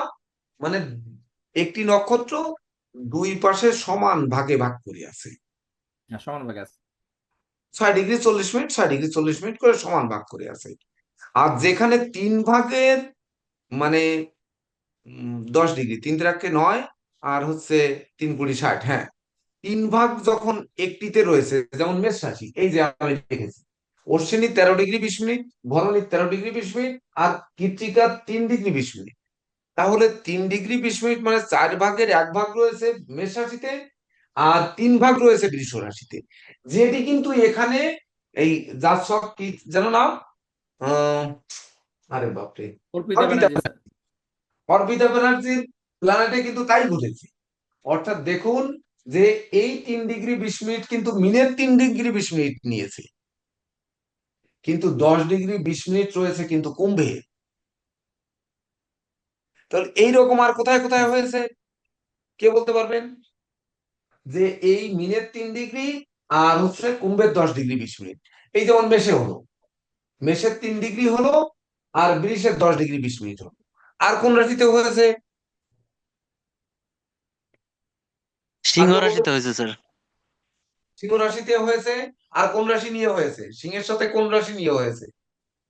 সিংহের সাথে কন্যা রাশির সাথে হয়েছে। তাহলে সেটা বলতে হবে যে সিংহের 3 ডিগ্রি 20 মিনিট, অর্থাৎ এইরকম একটা দাগ দিলাম, এখানে কন্যায় আর একটা দাগ দিয়ে নিয়ে আর একটা নক্ষত্র কি হলো, এটা ভগ্ন নক্ষত্র হলো, এটা সন্ধি হলো না, কিন্তু ভেঙে দিল। জি বঙ্গ স্যার। নক্ষত্র। বুঝতে পেরেছেন? বঙ্গ আর একটা নক্ষত্র, হয়েছে আচ্ছা। কোথায় বলেন তো? ধনু আহ, রাশিতে কোথায় স্যার। হয়েছে? হ্যাঁ, একটা ধনু হচ্ছে রাশি, ধনু এবং ধনু মকর। রাশিতে আর মকর, স্যার ধনু আর মকর। ধনু আর মকরের। আর মকরকে কি করে হলো? স্যার, স্যার স্যার, উত্তর ধনু ছাড়া 3 ডিগ্রি স্যার 20 মিনিট 3 ডিগ্রি 20 ধনু তুলা মানে মিনিট। এবং চতুর্থ। তুলা এবং বৃশ্চিকে আছে স্যার। আর স্যার বিশাখা নক্ষত্র আপনার তুলায় হচ্ছে 10 ডিগ্রি, আর বৃশ্চিকে হচ্ছে 3 ডিগ্রি 20 মিনিট। হ্যাঁ, তাহলে তো আগে তুলা বলে যাবেন না? এখানে বিশাখার এই অবস্থানটা 10 ডিগ্রি আর হচ্ছে 3 ডিগ্রি 20 মিনিট। তাহলে বিশাখার 10 ডিগ্রি তুলা রাশিতে পেয়েছে, আর হচ্ছে 3 ডিগ্রি 20 মিনিট পেয়েছে বৃশ্চিকে। আর পরেরটা আহ, কোথায় হয়েছে? পরেরটা ধনু। কোথায় আরেকটা স্যার ধনু আর এই মকর আছে। ধনুতে হচ্ছে স্যার উত্তরাষাঢ়া 3 ডিগ্রি 20 মিনিট, আর হচ্ছে উত্তরাষাঢ়া মকরে 10 ডিগ্রি। তাহলে মকরের 10 ডিগ্রি আর এই 3 ডিগ্রি। ঠিক তদনুরূপ কিন্তু ইনার ক্ষেত্রে এই যে মীন রাশিতে 3 ডিগ্রি 20 মিনিট গেল, তৃতীয় চরণ, সেই তৃতীয় চরণের কোন জায়গাটিতে আছে চরণটা, সেটি কি বের করার দরকার আছে? আমরা কি জানি যে তৃতীয় চরণের প্রথম পর্যায়ে আছে না মিডিল পর্যায়ে আছে না লাস্ট পর্যায়ে আছে? এটি কি আমরা জানি? তখন কিন্তু আমাদের ওই ডিগ্রি মিনিট এবং সময়ের প্রয়োজনীয়তা রয়েছে। যে অংশটি আমি প্রথমে বললাম যে প্রথমেই যদি আমরা ওই টেবিল অফ অ্যাসেন্ডেন্স থেকে সেকেন্ডের হিসাব অনুযায়ী যদি না বের করে যাই, তাহলে কিন্তু আমাদের এটি অনেক কষ্ট হয়ে যাবে, আমরা বুঝবো না এখন। ওটা হাতে কলমে বের করতে হবে, শুধু সফটওয়্যারে চাপ দিলে হবে না। তো যখন আমরা নক্ষত্র সন্ধি বুঝলাম, ভগ্ন নক্ষত্র বুঝলাম, তাহলে উনি পড়েছে কি ভগ্ন নক্ষত্রের মধ্যে। তাহলে নক্ষত্র উনাকে ভেঙে দিল, তাহলে ভেঙে দিলে ফল দিবে কোন ঘরে? স্যার এবার বলেন, ফল দিবে কোন ঘরে? এই লাস্টে যে 29 ডিগ্রি কত মিনিটে যেন ওনার চন্দ্র স্ফুট আছে, তাহলে উনি হ্যাঁ স্যার। ফলটা কুম্ভেরই ফল পেল। তাহলে ফল পেলে উনার তো মিনে কোনো টাচ করেনি, এইবার 29 ডিগ্রি 59 মিনিট পেলো ধরেন, তৃতীয় পাদ তো 29 ডিগ্রি 59 মিনিট বা 60 মিনিট পর্যন্তই, 60 মিনিটের আগ পর্যন্ত রয়েছে তৃতীয় পাদ। হ্যাঁ স্যার। 29 তাহলে ডিগ্রি সেই 33 তৃতীয় মিনিট আছে পাদের স্যার। লাস্ট পর্যায়ে ডিগ্রি গিয়ে, হ্যাঁ 29 এটা ডিগ্রি স্যার আমরা 33 যদি মিনিট। বাপচলিত লগ্নটা দেখবো স্যার, যখন দেখবো স্যার তা তো শিখবে সেটা, সেটা সামনে, কারণ প্রত্যেকটা ব্যক্তির অ্যাস্ট্রোলজারই আপনার বাপচরিত্র একটু দেখতে হবে এক নজর।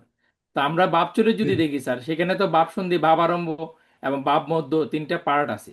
তো এখানে ওই অর্পিতা ম্যাডামের যে চন্দ্র আছে স্যার, সেটা কিন্তু মানে কি বলে স্যার, এই এই বাপ এই সন্ধিতে পড়ে নাই, এবং সেটা বাপ আরম্ভ পড়ে নাই, বাপ শেষে পড়ছে। তো এটা স্যার বাপচলিতে গিয়ে দেখা যাবে স্যার এই চন্দ্র হয়তো মিনে চলে গেছে। এই চন্দ্রের অবস্থান বাপচলিতে, আমরা যদি বাপচলিত চক্রটা দেখি মানে যার নিরজ স্যার, বাপচলিতে কি চন্দ্র মিনে চলে গেছে? হ্যাঁ, মিনে চলে গেছে। হ্যাঁ, মিনে চলে গেছে। তাহলে মিনে যদি চলে যায়, তাহলে উনার চন্দ্র কিন্তু স্যার দুইটা গ্রহেরই ফল দিবে। বেশিরভাগ ফল হয়তো মানে কুম্ভের দেবে, কিন্তু মীন রাশিরও একটা বড় ধরনের রেজাল্ট ওনার জীবনে নিয়ে আসবে স্যার। হ্যাঁ, এই জন্য এটি বোঝানোর জন্য আমি এতক্ষণ অপেক্ষা করছি, না হলে চলে যেতাম। যখনই উনার নক্ষত্রটা 29 ডিগ্রি কত মিনিট আমি দেখলাম চন্দ্রটা, তখনই আমি অপেক্ষা করছি যে আপনাদের স্যারের ক্লাসের জন্য। না হলে এই কথাটা না বের হলে, না বের হওয়া পর্যন্ত আমি বলতে পারছি না যে আজকে ক্লাসটা স্যার আপনাদের স্যারই নিচ্ছেন, আমি কিন্তু এখান থেকে বিদায় নিচ্ছি।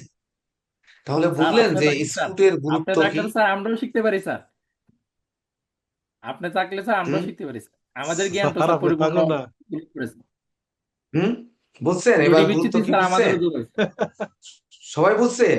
এদিকের কিন্তু বোঝার এমন কিছু নেই।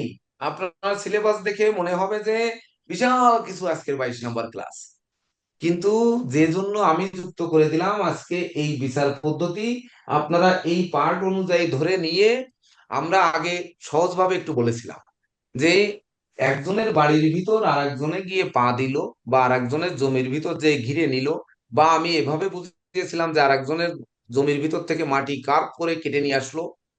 অর্থাৎ যদি পাপ ওই নক্ষত্রটি তার বিরুদ্ধ নক্ষত্র হয়, তাহলে সে কি করবে?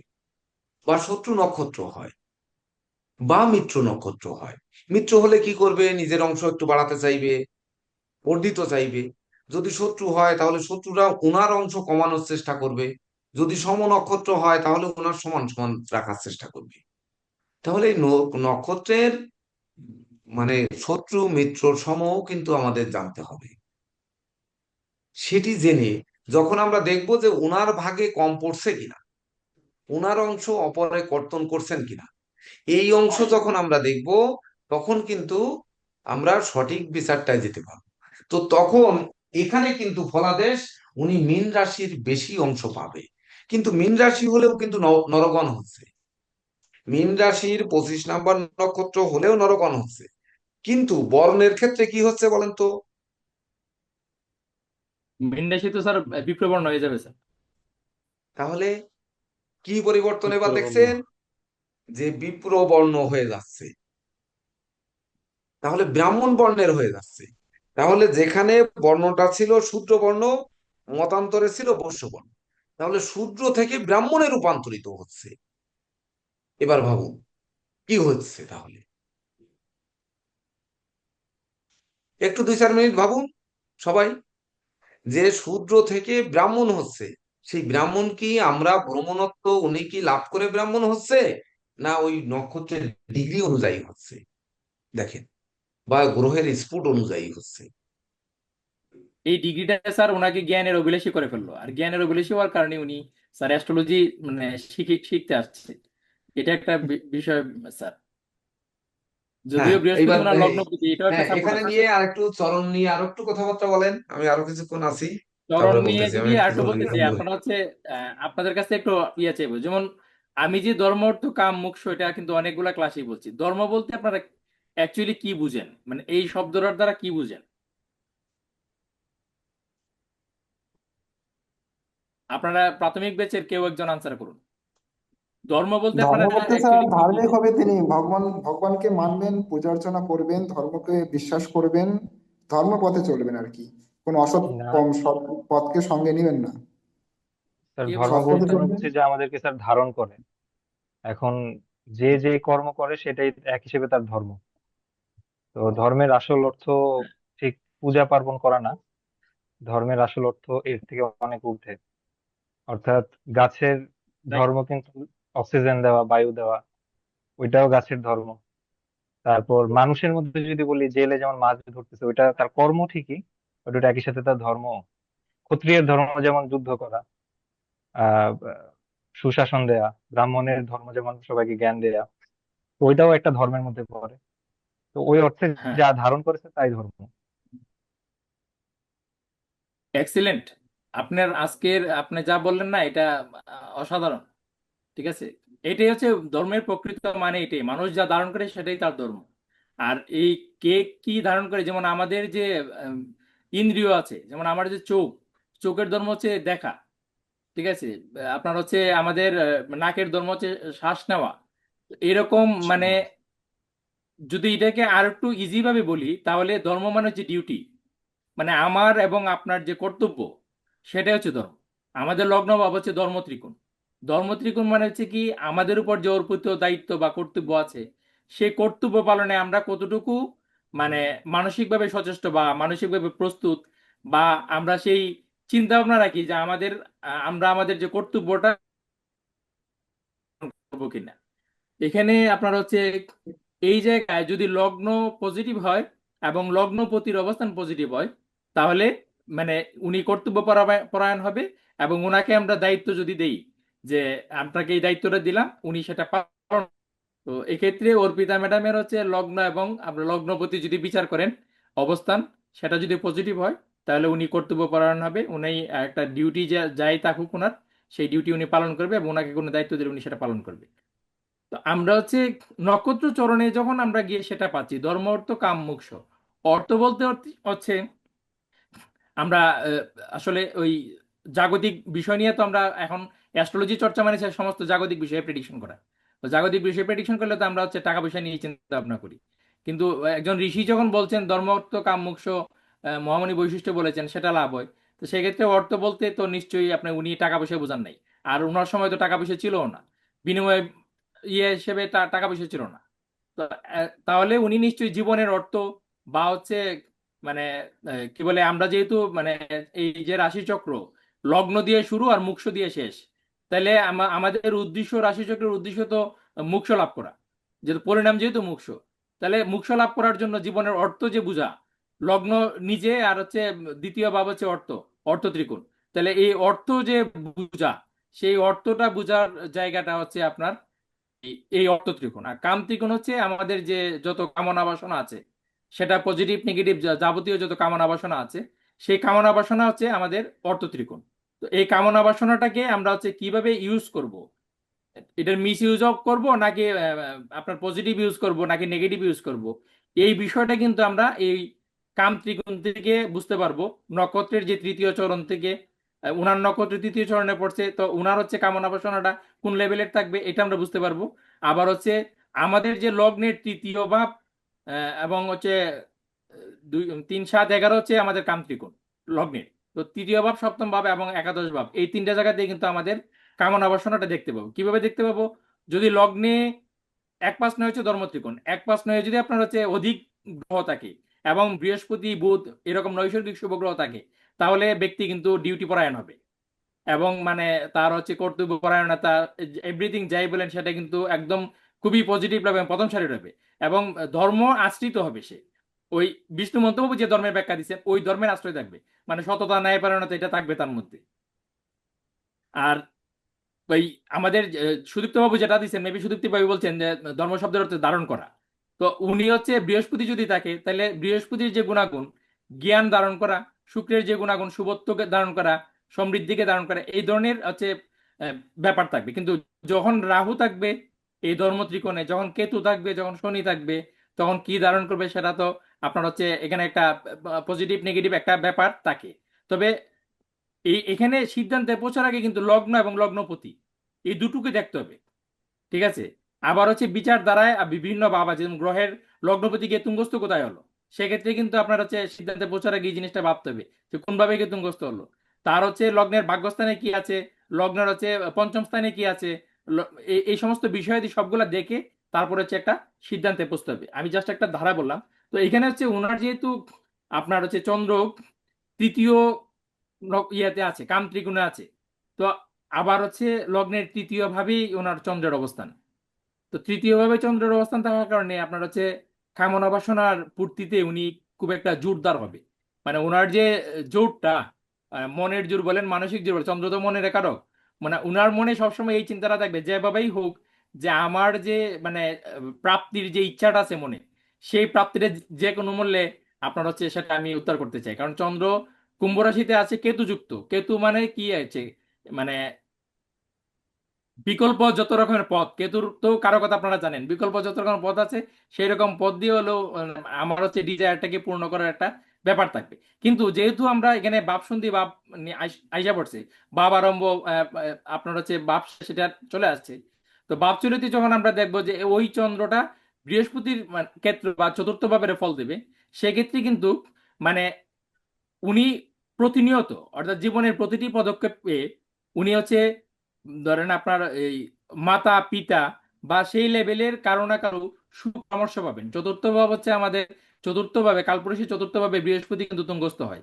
তো সেই ক্ষেত্রে আপনার সেই গুরুর পরামর্শ কোনো না কোনো ভাবে উনি গুরুর পরামর্শ পাবেন, এবং পরামর্শ পেয়ে ওনার যে নেগেটিভিটি আছে, চিন্তাধারা যে কিছু নেগেটিভিটি আছে, সেই জায়গা থেকে উনি আপনার হচ্ছে কামব্যাক করবেন। এবার হচ্ছে অর্পিতা ম্যাডামের কাছে আমি জানতে চাইবো, যেহেতু আমি প্রেডিকশন করলাম যে আমার কথার মধ্যে কিছু না কিছু মানে ওনার সাথে মিল আছে কিনা। অর্পিতা ম্যাডাম কি আছেন? জি স্যার। স্যার এইটা হ্যাঁ, হচ্ছে মূলত আমার না, আমার একজন পরিচিতের। তো হচ্ছে আমি হ্যাঁ, সেটাই, আপনি যার যা যা যার এটা বলছেন বলছি। এটা হচ্ছে আসলেই ঠিক বলছেন স্যার। যে যার হচ্ছে সে খুব ধার্মিক টাইপের, যার হচ্ছে ইয়ে মানে এটা ধার্মিক টাইপের, এবং হ্যাঁ গুরু মা, মা বিশেষ করে মার হচ্ছে হেল্প পায়, গুরুজনের হচ্ছে হেল্প পায়। হ্যাঁ এটা ঠিক আছে স্যার। আবার যে কোনো মূল্যে উনি ওনার ডিজায়ারটাকে আপনার হচ্ছে পূর্ণ করার বাসনাও রাখে। হ্যাঁ মানে হ্যাঁ, পড়াশোনা চাকরি বাকরির ক্ষেত্রে মনে করেন যে যতক্ষণ মানে ইয়ে হয়, হ্যাঁ সেটাই এটা তো, করে। জি স্যার। এগুলোই তো মানুষের কামনা বাসনার মধ্যে থাকে। জি স্যার। জি। সুন্দর। যে এই আপনাকে জায়গায় বুঝে আমি থাকতে আমার দেখতে আসছে। প্রাণপ্রিয় শিক্ষার্থীদের উদ্দেশ্যে আরেকটি কথা বলতে চাই, শুধু প্রেডিকশন করাটাই কিন্তু জ্যোতিষ নয়। আপনাদের এই ক্লাসের উদ্দেশ্য কি?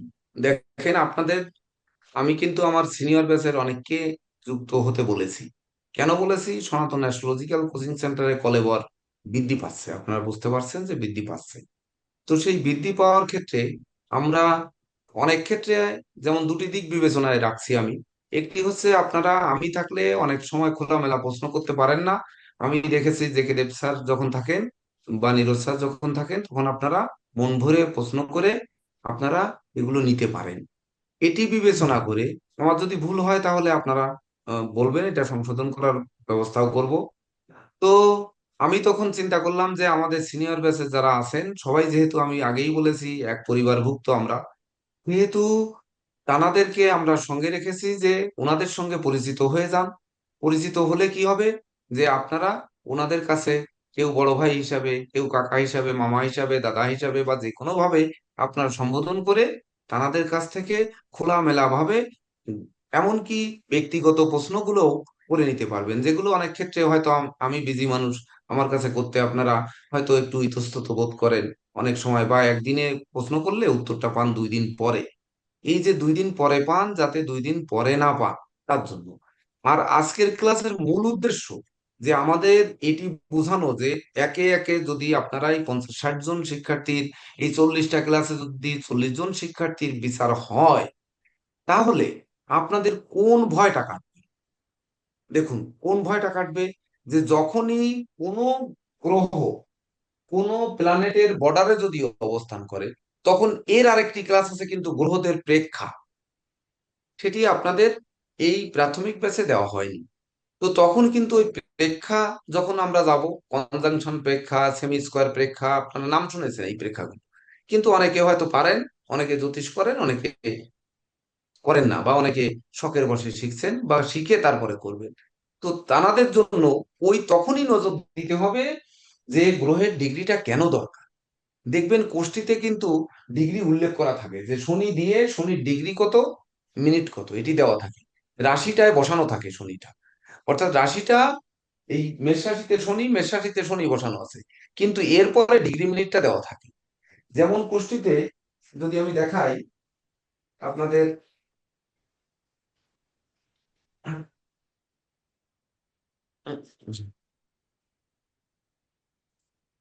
উম এই যে দেখেন, দেখতে পান কিনা, এই যে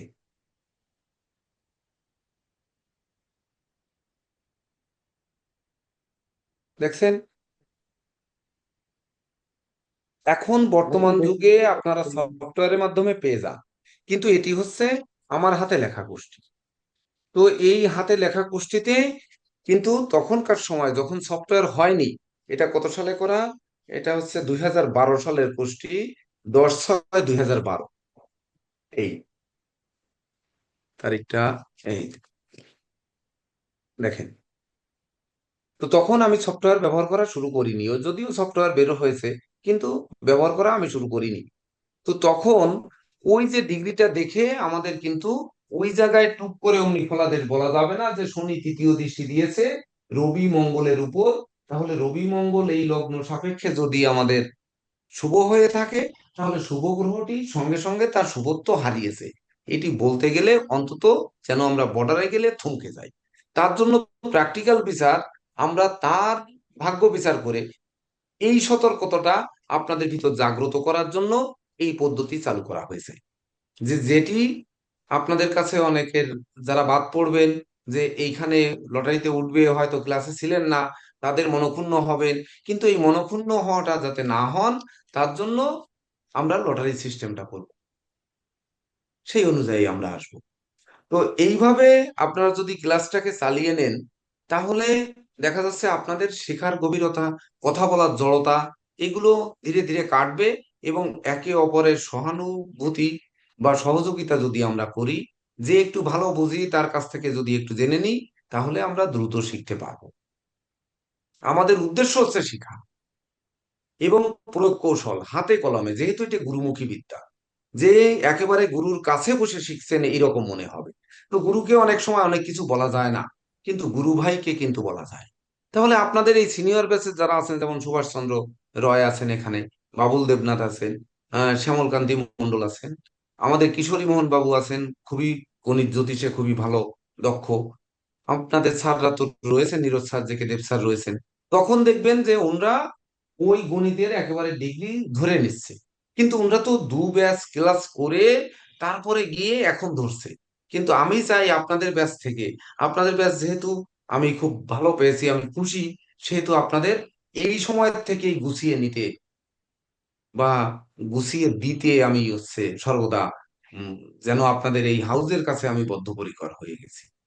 স্যার ডিগ্রি নিয়ে ক্লাস তো হবে এর পরবর্তীকালে, হবে না?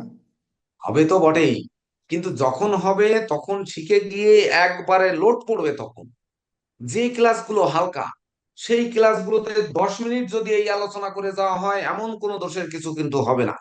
তখন কি হবে, আমরা হাসতে হাসতে নাচতে খেলতে শিখে ফেলবো, এটি কিন্তু কোনো কষ্ট সাধ্য ব্যাপার হবে না। আর যখন এক ক্লাসে যে আপনারা ওই গণিত ডিগ্রি যখন শিখবেন, শিখার পরে যখন প্রয়োগ করতে যাবেন, তখন দেখবেন ভীতি কাটছে না। বুঝতে পেরেছেন? তো আপনারা মন ভরে কথা বলুন, আপনারা ক্লাস করুন। স্যার, জেকে দেব স্যারের প্রতি আমি একটু দৃষ্টি আকর্ষণ করব, সেটি হচ্ছে ওনারা বুঝেছেন কিনা যে জন্ম নক্ষত্র যেহেতু চন্দ্র থেকে হয়। এর সঙ্গে সন্ধি ভগ্ন বুঝিয়েছেন, পূর্ণ বুঝিয়েছেন, চরণ বুঝিয়েছেন। এইবার গণ, বর্ণ, জাতি, নারী এগুলোকে একটু, আপনার পাশে বোর্ড আছে, এই অনুযায়ী আপনি একটু দেখিয়ে দেবেন। দেখিয়ে দিয়ে তারপরে হচ্ছে এই প্ল্যানেটের একটা ব্যাখ্যা। প্ল্যানেটের ব্যাখ্যা হবে মাত্র 10 মিনিট। মানে যে প্ল্যানেটটা হবে যেন আবার না মনে হয় যে ওনার বিচার করার জন্য আমরা ক্লাস করছি, এটি হবে না।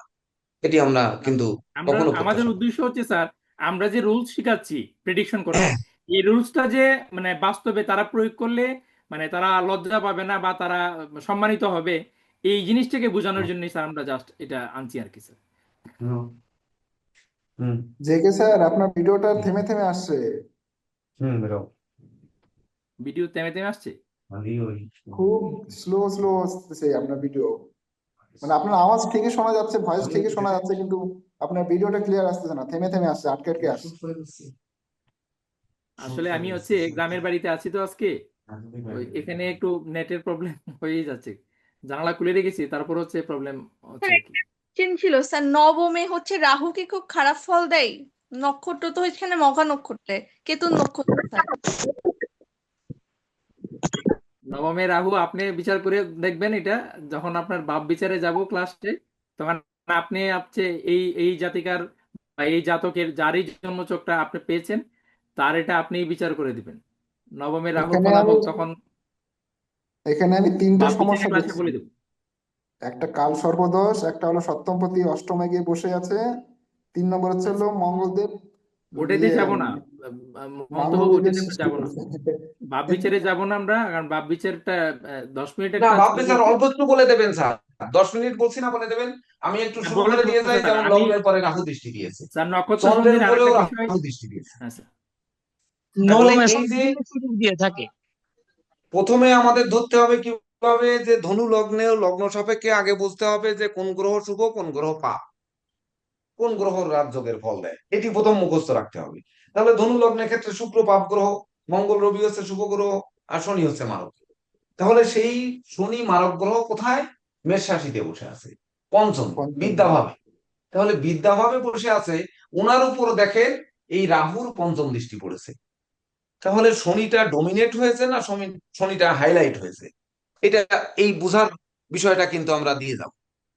আমরা ফলাদেশ যতটুকু বলি আর না বলি, আমরা এটি কিন্তু বলে যাব যে শনিটা এখানে দুর্বল হলো না সবল হলো। কথা হচ্ছে শনিটা মারক। তাহলে মারক শনিটা মেষে গিয়ে মঙ্গলের ঘরে বসে আছে, মানে কি তার শত্রু গৃহে বসে আছে। তাহলে শত্রু গৃহে বসে সে কিন্তু দুর্বল হয়েছে। উপরন্তু রাহু সিংহ রাশিতে থেকে তার পঞ্চম দৃষ্টি দিয়েছে। তাহলে শনিটা কি দুর্বল হয়েছে? আরো তাহলে দুর্বল। মারকপতি এই লগ্নের সব থেকে মূল মারক গ্রহ, যে সে কিন্তু দুর্বল হয়েছে। তাহলে মারকত্ব দোষ হারিয়েছে।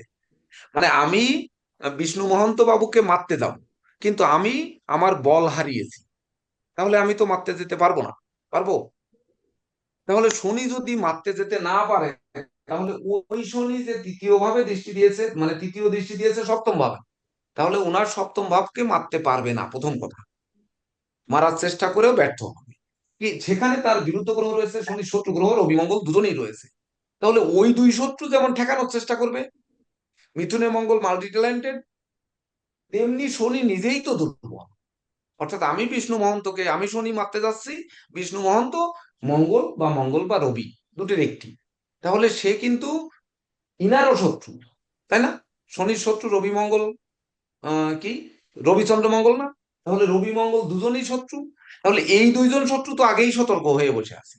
আর মিথুনে মঙ্গল মাল্টি ট্যালেন্টেড করে, মেষের মঙ্গল শক্তিশালী, বৃশ্চিকের মঙ্গল উম, গঠনমূলক মানে সৃষ্টিকারী, উম, মকরের মঙ্গল সে তুঙ্গস্থ, কর্কটের মঙ্গল নিচস্থ, আর মিথুনের মঙ্গল ট্যালেন্টেড করে। তাহলে উনি তো আগেই ট্যালেন্ট, আগেই সতর্ক হয়ে যাচ্ছে, তাহলে শনি মারতে পারছে না। উপরন্তু শনি তো দুর্বল হয়ে গেছে রাহু দৃষ্টি পড়ার কারণে, মারক গ্রহ মারকত্ব দোষ হারিয়ে গেছে। আবার শত্রুর ঘরে বসে আছে। এইবার আমাদের দেখতে হবে যে ধনু লগ্নে শুক্র হচ্ছে পাপ। তাহলে শুক্র কি হচ্ছে? শুক্র কি কোনোভাবে সে হাইলাইটেড হয়েছে না ডোমিনেটেড হয়েছে? কি হয়েছে? শুক্র কি হয়েছে? শুক্র পাপ গ্রহ, কে বলতে পারবেন? মাত্র 10 মিনিট এই আলোচনার সুযোগ পাবেন। তাহলে শুক্র যদি আপনার 6 নাম্বার ঘরে রয়েছে, 6 নাম্বার ঘর থেকে যেগুলো বিচার করে থাকি, তাহলে ষষ্ঠ ভাবস্থ শুক্র নিজ গৃহে বসে আছে, সে পাপ। আর একাদশপতি আয়পতি শুক্র, তাহলে 6 নম্বর ঘর থেকে যা বিচার করি আর আয় ভাব থেকে যা বিচার করি, সেই জিনিসগুলো তার দুর্বল হবে, কারণ সে তো পাপ গ্রহ, নিজ গৃহে বসে আছে, তাহলে পাপ শক্তিটা সে কিন্তু বাড়িয়ে নিচ্ছে, তাহলে পাপস্থ ফলটা কিন্তু তাকে দেবে। ফলাদেশ আমরা না বলি, অন্তত এই গ্রহের শক্তি বলবত্তা এটা তো আমরা একটু বলে দাও।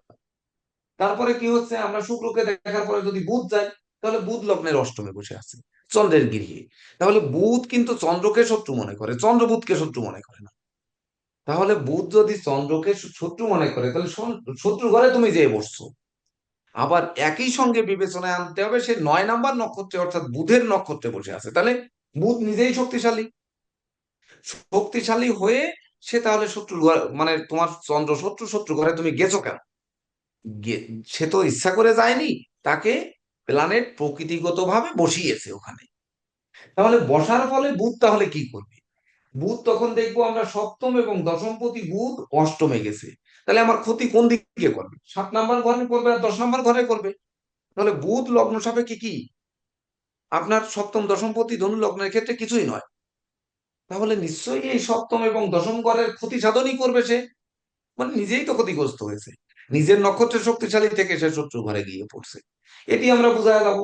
তারপর রাহু হচ্ছে নবমে, তাহলে নবমে আমরা রাহুর জন্য তুঙ্গ ঘর জানি আমরা মিথুন আর বৃষ, আর মূল ত্রিকোণ জানি কুম্ভ। তাহলে সিংহে তো তার কোনো ঘর না, উপরন্তু রবি মানে শত্রুর গৃহে, রাহুর শত্রু রবি চন্দ্র মঙ্গল, শনিরও যে যে শত্রু, রাহুরও একই শত্রু, তাহলে সেই রবির ঘরে গিয়ে বসে আছে ভাগ্যভাবে। ভাগ্যভাবে থাকলেই তো নবম দৃষ্টি আমার লগ্নেও পড়ে, তাহলে লগ্নে দৃষ্টি পড়েছে, তৃতীয় দৃষ্টি পড়েছে, আবার পঞ্চমে দৃষ্টি পড়েছে, আর হচ্ছে রাহুর দ্বাদশ দৃষ্টি এসে দশম ভাবে পড়েছে। তাহলে এই যে ভাবগুলোতে দৃষ্টি দিয়েছে, সেই ভাবগুলোতে ওই রাহু কিন্তু সে তার শত্রু গৃহে গিয়ে ভাগ্যভাবে দুর্বল হয়েছে, তাহলে রাহুর দৃষ্টিটাও কম ক্ষতি করবে। মানে যে ব্যক্তি দৃষ্টি দেবে সেই ব্যক্তির চোখের পাওয়ার যদি কম থাকে বা লাইটের চার্জ যদি কম থাকে, তাহলে একটু কম দূরত্বে দেখবে, তাহলে রাহুর দৃষ্টিতে সে একটু কম দেখবে। সাধারণ যা দেখতো, যেমন বৃষের রাহু বা মিথুনের রাহু যা দেখতো, ততটা তো দেখবে না নিশ্চয়ই, তার থেকে কম দেখবে।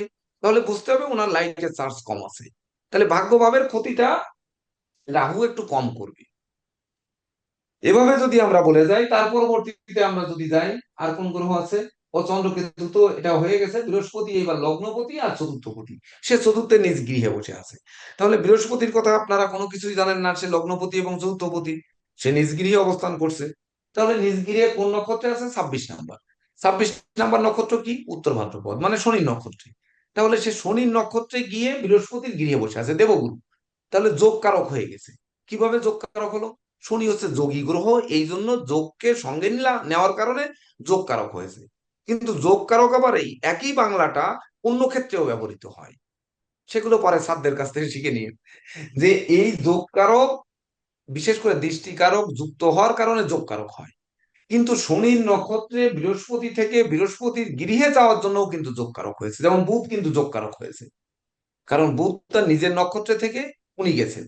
যদি উনি 9 নম্বর নক্ষত্রে না থেকে 8 নম্বরে থাকতো, তাহলে কিন্তু যোগ কারক বলতাম না। তাহলে পার্থক্য কি? নক্ষত্র শেখার উদ্দেশ্য কি আমাদের?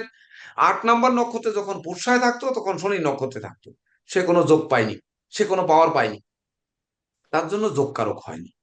আবার যদি পুনর্বসু নক্ষত্রে থাকতো, তাহলে পুনর্বসু নক্ষত্রের অধিপতি বৃহস্পতি, তাহলে বৃহস্পতি নক্ষত্রে যদি থাকতো, তাহলে সে কি হতো? তাহলে কি যোগ কারক হতো? হতো কিনা? হতো নাকি?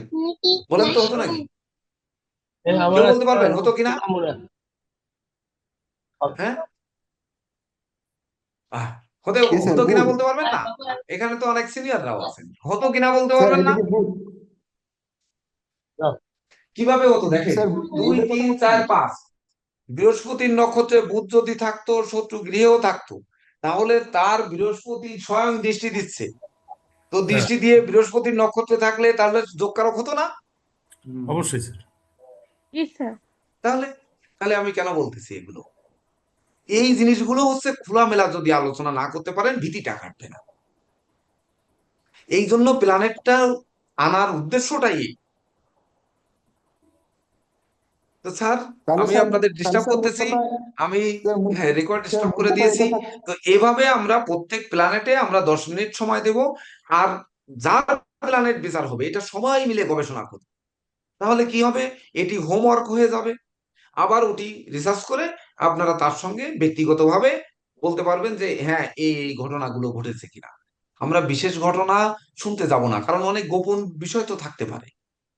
যেমন গতকালকে রাত্রে ক্লাসে যেমন আমাদের হৃদয়নন্দী বাবু, ধরেন তার প্ল্যানেটটাই নেগেটিভ, তাহলে আমার যেমন প্ল্যানেটটা নেগেটিভ, আমার কপালেই পোড়া, কিন্তু আপনারা যদি শুধু সেই নেগেটিভ দিকগুলোই বলেন, তাহলে আমার তো আরো একটু খারাপ লাগে যে আমার বুঝি আর জীবনে কিছু হবে না। তাহলে এই হতাশা যাতে না আসে, তার জন্য আমরা কিভাবে যোগকারক হয়, যুক্ত না থাকলেও যোগকারক হয়, আবার যোগ ভঙ্গ হয়, তার জন্য কিন্তু এই প্রাথমিক ব্যাচে জ্যোতিষ জগতে আজ পর্যন্ত আমার জানা নেই যে এইভাবে যে কিন্তু শিক্ষার পরিকল্পনা করা হয়। কিন্তু আমরা কেন করছি, আপনারা পারবেন, আপনাদের ভিতর সেই জ্যোতি আছে, আপনাদের সেই নেওয়ার ক্ষমতা আছে, তার জন্য আপনাদের উপর শিশুকালে মানে 20-21 নাম্বার ক্লাসের থেকেই প্রয়োগ করা শুরু করছি আমরা। যদি মনে করেন কঠিন হয়ে যাচ্ছে, তাহলে আমরা ওইখান থেকে ধীরে ধীরে বেরিয়ে আসবো। যদি বুঝি সিংহভাগ লোক বুঝতে পারছেন না, তাহলে আমাদের কি করতে হবে, ওখান থেকে বেরিয়ে আসতে হবে আস্তে চুপ করে, এটাই তো আর কি। কিন্তু সেক্ষেত্রে আমরা কিন্তু বলবো না যে আমরা কখন বেরিয়ে যাচ্ছি, আপনারা টেরও পাবেন না যে ক্লাসের কোন অংশ বাদ দেওয়া হচ্ছে, কখন ক্লাস সহজ করে নেওয়া হচ্ছে, এটি আপনারা বুঝতে পারবেন না। বুঝতে পারছেন? তো আপনারা ভালো থাকুন, সুস্থ সুন্দর থাকুন। আমি একটু চলে যেতে হচ্ছে, তবে শুক্রবারে হলে মোটামুটি ওই মাসের প্রথম সপ্তাহ শুক্রবার বাদে বাকি ক্লাসগুলো আমি এভাবে থেকে আপনাদের সহযোগিতা করার চেষ্টা করব। আবার ভয় কাটানোর জন্য আপনাদের সিনিয়ররা থাকবে, আপনাদের স্যাররা থাকবে। আমি কখনো কখনো আবার আহ দেখা গেল অন্য কাজও করব, সাথে আপনাদের সাথেও থাকবো, থেকে আপনাদের সঙ্গে এনজয় করার চেষ্টা করব এই জ্যোতিষশাস্ত্র শেখার জন্য। তো ভালো থাকুন, সুস্থ সুন্দর থাকুন। ক্লাস কিন্তু শেষ হচ্ছে না, ক্লাস কিন্তু চলমান, আমি শুধু এখান থেকে বেরিয়ে যাচ্ছি। ঠিক আছে, ধন্যবাদ সবাইকে। নমস্কার। স্যার। স্যার হরে কৃষ্ণ। হ্যাঁ, হরে কৃষ্ণ, হরে কৃষ্ণ।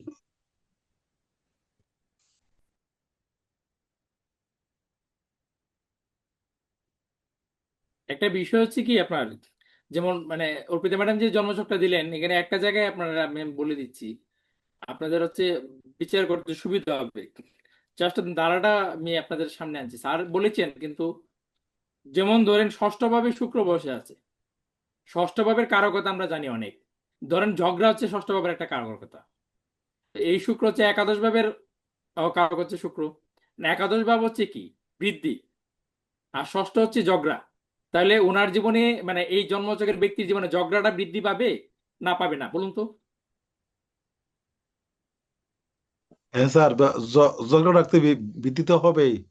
বৃদ্ধির হ্যাঁ, ওইভাবে যদি বৃদ্ধির আমরা যেখানে যুক্ত গিয়ে করতে ফুলবে পারি। তো আছে। তো ষষ্ঠ ভাব হচ্ছে ঝামেলা, আর একাদশ হচ্ছে বৃদ্ধি, ঝামেলা বৃদ্ধি পাবে। ষষ্ঠ ভাব হচ্ছে সোশ্যালিজম, আর সামাজিকতা বৃদ্ধি পাবে। সামাজিক মানে এই জাতকের হচ্ছে উপস্থিতি বৃদ্ধি পাবে, দান দক্ষিণা। ঠিক আছে, তো ষষ্ঠ হচ্ছে মানে দান দক্ষিণার কারক, একাদশ হচ্ছে বৃদ্ধি, উনি দান দক্ষিণা বেশি করবে। আর যেহেতু মানে কি বলে শুক্র হচ্ছে সমৃদ্ধির কারক, তো দানের মাধ্যমে উনি যেমন হচ্ছে অন্যকে সমৃদ্ধ করবে, এবং উনি হচ্ছে নিজেও সমৃদ্ধ হবে। আর দান বলতে কিন্তু এরকম না যে টাকা পয়সা শুধুমাত্র দান, দানের কিন্তু অনেক ক্যাটাগরি আছে। তো আচ্ছা, এই পর্যন্ত মানে যা আলোচনা হয়েছে, এই জায়গায় কোনো ইয়ে আছে, আপনাদের ঘাটতি আছে? তাহলে আমি নক্ষত্র সন্ধির আর একটা দিক আপনাদের সামনে তুলে ধরবো আর কি। স্যার একটা জিনিস আমার জানার ছিল, কোনো গ্রহ হ্যাঁ, যদি তার শত্রু গ্রহে বসে থাকে, ঘরে বসে থাকে, তাহলে তিনি কি দুর্বল হয়ে যায় এবং তার তার ফল দেওয়া তিনি কম দিতে পারেন নাকি, তার শুভ ফল কম দিতে পারেন নাকি? মানে কথাটা, মানে কোনো শত্রু গ্রহ গ্রহে যদি তার বসে শত্রু থাকে। গ্রহে গিয়ে বসে, তার কোনো গ্রহ যদি তার শত্রু গৃহে গিয়ে বসে, তাহলে তার বল কি দুর্বল হয়ে যায়, শক্তি দুর্বল হয়ে যায়?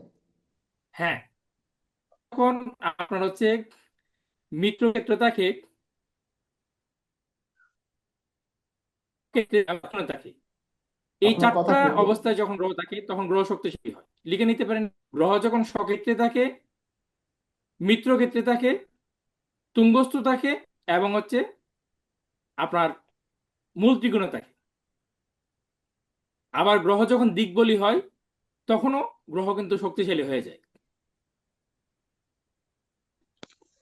স্যার ওই দিকবলিটা তো হয় নাই, ক্লাস হয় নাই তো, দিকবলিটা দিকবলির ক্লাস সামনে আছে, আপনার হচ্ছে আচ্ছা 24 নম্বর ক্লাসে আচ্ছা আছে গ্রহের দিক বল, দিশা বল, ঋতু বল, দিবারাত্রি আচ্ছা বল, গোচর কালিকটা আছে।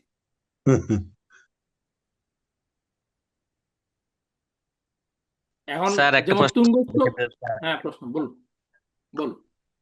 স্যার ওই বুদ্ধি পাইছে মীন রাশিতে, মানে আমি কথাটা বুঝতেছি না, আমি একটু ক্লিয়ার করে বলুন। তো মানে 33 ডিগ্রি 29 মিনিট 33 ডিগ্রি পাইছে নাকি? এই যে যে চার্টটা কোনটা? আমরা দেখতেছি। হ্যাঁ, হ্যাঁ, আচ্ছা যত 29 ডিগ্রি মিনিটই পাক 33 মিনিট মানে বলুন। হ্যাঁ, বলুন। 29 ডিগ্রি 33 মিনিট। 29 ডিগ্রি 33 মিনিট কুম্ভ রাশিতে আছে চন্দ্র, কিন্তু স্যার বলছে যে এটা মীন রাশিতে গিয়ে পৌঁছেছে। এটা আপনি বুঝেন নাই, পৌঁছেছে কেন সেটা বুঝেন না, এটা আলোচনা দেখে স্যার করছেন, হ্যাঁ এটার স্যার আলোচনা মানে দেখে স্যার করতে। হ্যাঁ, আপনি বুঝেন নাই এজন্য প্রশ্নটা করছেন, ঠিক আছে? এটা হ্যাঁ এটা হ্যাঁ হ্যাঁ বাপচলিতের বিষয়, বাপচলিত জন্মছক যখন আলোচনা করা হবে এটা বুঝে যাবেন। আজকে লিখে রাখুন, আপনার মনে যে প্রশ্ন জাগছে এই প্রশ্নটা লিখে রাখুন, যখন বাপচলিতের ক্লাস হবে তখন এটা বুঝে যাবে। ঠিক আছে, ক্লাস করাতে গিয়ে তো সামনের ক্লাস পেছনের ক্লাসের অনেক মানে আলোচনা আসবে, তো এটা আপনি বুঝে যাবেন ইয়ের পরে। আচ্ছা, আর কারো কোনো প্রশ্ন? স্যার ওই যে গণের মধ্যে যে ওই নরগণের এবং দেবারেগণ এবং দেবগণের একটা কোয়ালিটি একটু বলেন না স্যার, ওই আমি দেবগণের এটা কোয়ালিটি বুঝতে বলছি, পারি। সে বাকিটা বাকিটা ভিডিও দেখে লিখবেন। ওইটা আচ্ছা রিপিট আচ্ছা করলে তো মানে আর ক্লাস কম সম্পন্ন করা যাবে না। আচ্ছা যাক, ঠিক বাকিটা আছে। ভিডিও দেখে লিখবেন, এটা তো রেকর্ড আছে। আর স্যার কোন জনিতে জন্ম নিলে কি ফল হয় আর কি কোন বর্ণে জন্ম নিলে কি হয় এটা হবে কি আজকে বলা হবে? এইটার তো আপনার যখন ওই ক্লাস হবে তখন তো অবশ্যই এটা বলা হবে। ঠিক আছে, না আবার যখন আবার ক্লাস হবে নক্ষত্রের তাই ক্লাস তো? হবে, নক্ষত্রের যে ক্লাস হবে, নক্ষত্রের ক্লাস আছে তো আপনাদের, নক্ষত্রের অধিদেবতা, নক্ষত্রের প্রতীক, তার বিচার পদ্ধতি, এর দুইটাই ক্লাস আছে নক্ষত্র নিয়ে। ওই তখন আপনারা এটা নিয়ে ইয়ে করবেন। ঠিক আছে, এটা নিয়ে প্রশ্ন রাখবেন, তখন আলোচনা আসবে, সুবিধা নেই। এবার হচ্ছে আপনার কোন গ্রহের হচ্ছে জন্ম নক্ষত্র কোনটা, এটা একটু লিখে নিন। স্যার কোন গ্রহের জন্ম নক্ষত্র কোনটা? আচ্ছা, 9টা কোন গ্রহে নক্ষত্রের জন্ম কোন, নক্ষত্র আছে, হ্যাঁ হ্যাঁ হ্যাঁ হ্যাঁ এবং জানো তো গ্রহগণ যখন জন্ম নক্ষত্রে থাকে তখন তারা অত্যন্ত শুভ ফল দিতে সক্ষম হয়, মানে তারা কিন্তু শক্তিশালী হয়ে যায়, সেটা পাপ ক্ষেত্রেই হোক আর হচ্ছে স্বক্ষেত্রে হোক, মানে এই জায়গায় কিন্তু তারা শক্তিশালী হয়ে যায়। কি বললেন স্যার? গ্রহে জন্ম গ্রহগণের নক্ষত্র। জন্ম নক্ষত্র,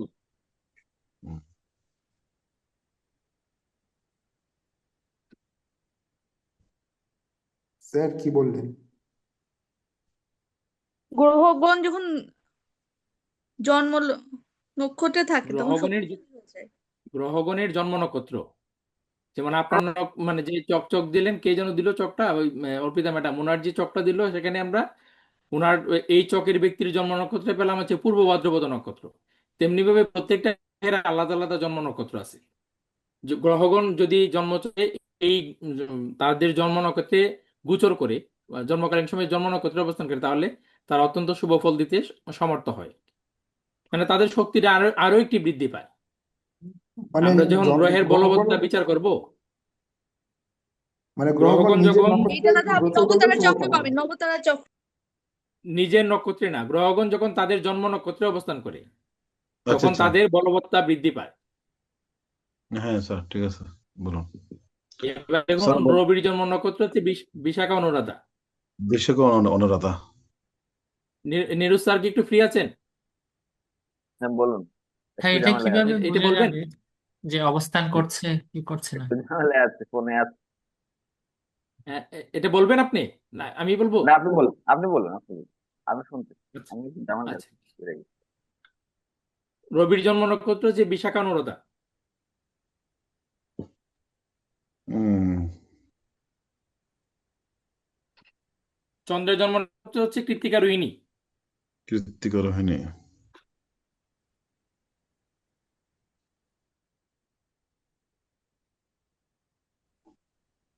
কৃত্তিকা রোহিণী। লিখছেন? হ্যাঁ স্যার লিখছি। মঙ্গলের জন্ম নক্ষত্র হলেন পূর্বাষাঢ়া উত্তরাষাঢ়া। পূর্বাষাঢ়া উত্তরাষাঢ়া। বুধের জন্ম নক্ষত্র হচ্ছে শ্রবণা ধনিষ্ঠা। শ্রবণা ধনিষ্ঠা। বৃহস্পতির জন্ম নক্ষত্র পূর্ব ফল্গুনী উত্তর ফল্গুনী।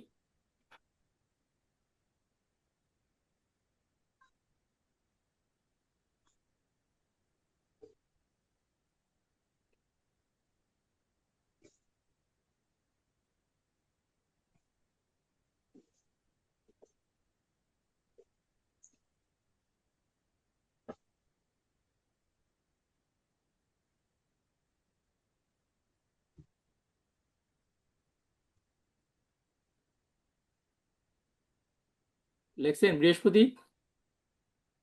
হ্যাঁ স্যার লিখছি। শুক্রের জন্ম নক্ষত্র হচ্ছে মঘা। মঘা আর রেবতী। আচ্ছা। রেবতীতে আমি বলি নাই, মঘা বলছি। না আপনি না রেবতী স্যার পাড়ায় দিলে কি কেমনে হবে? না না স্যার। মঘা শুক্রের জন্ম নক্ষত্র মঘা। মঘা। শনির জন্ম নক্ষত্র রেবতী। শনির নক্ষত্র রেবতী। রেবতী। রেবতী। রাহুর হচ্ছে রেবতী। বরুণী।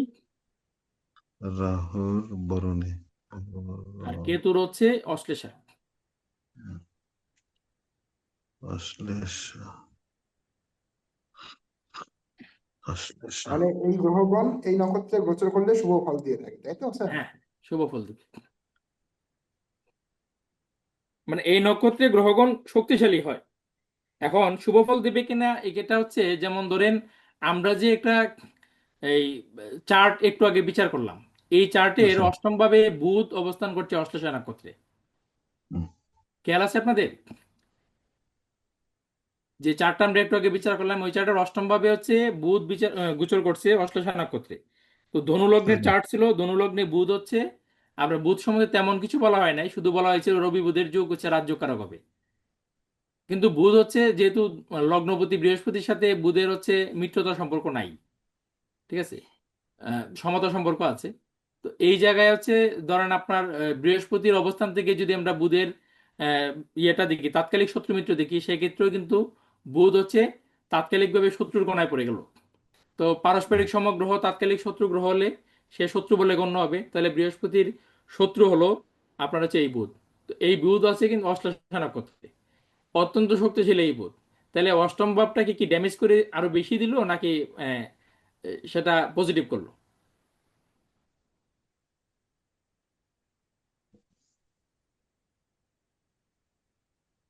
তো আমরা ওর থেকে কি বিচার করি? অষ্টম ভাব হচ্ছে আমাদের ট্রান্সফরমেশনের ভাব।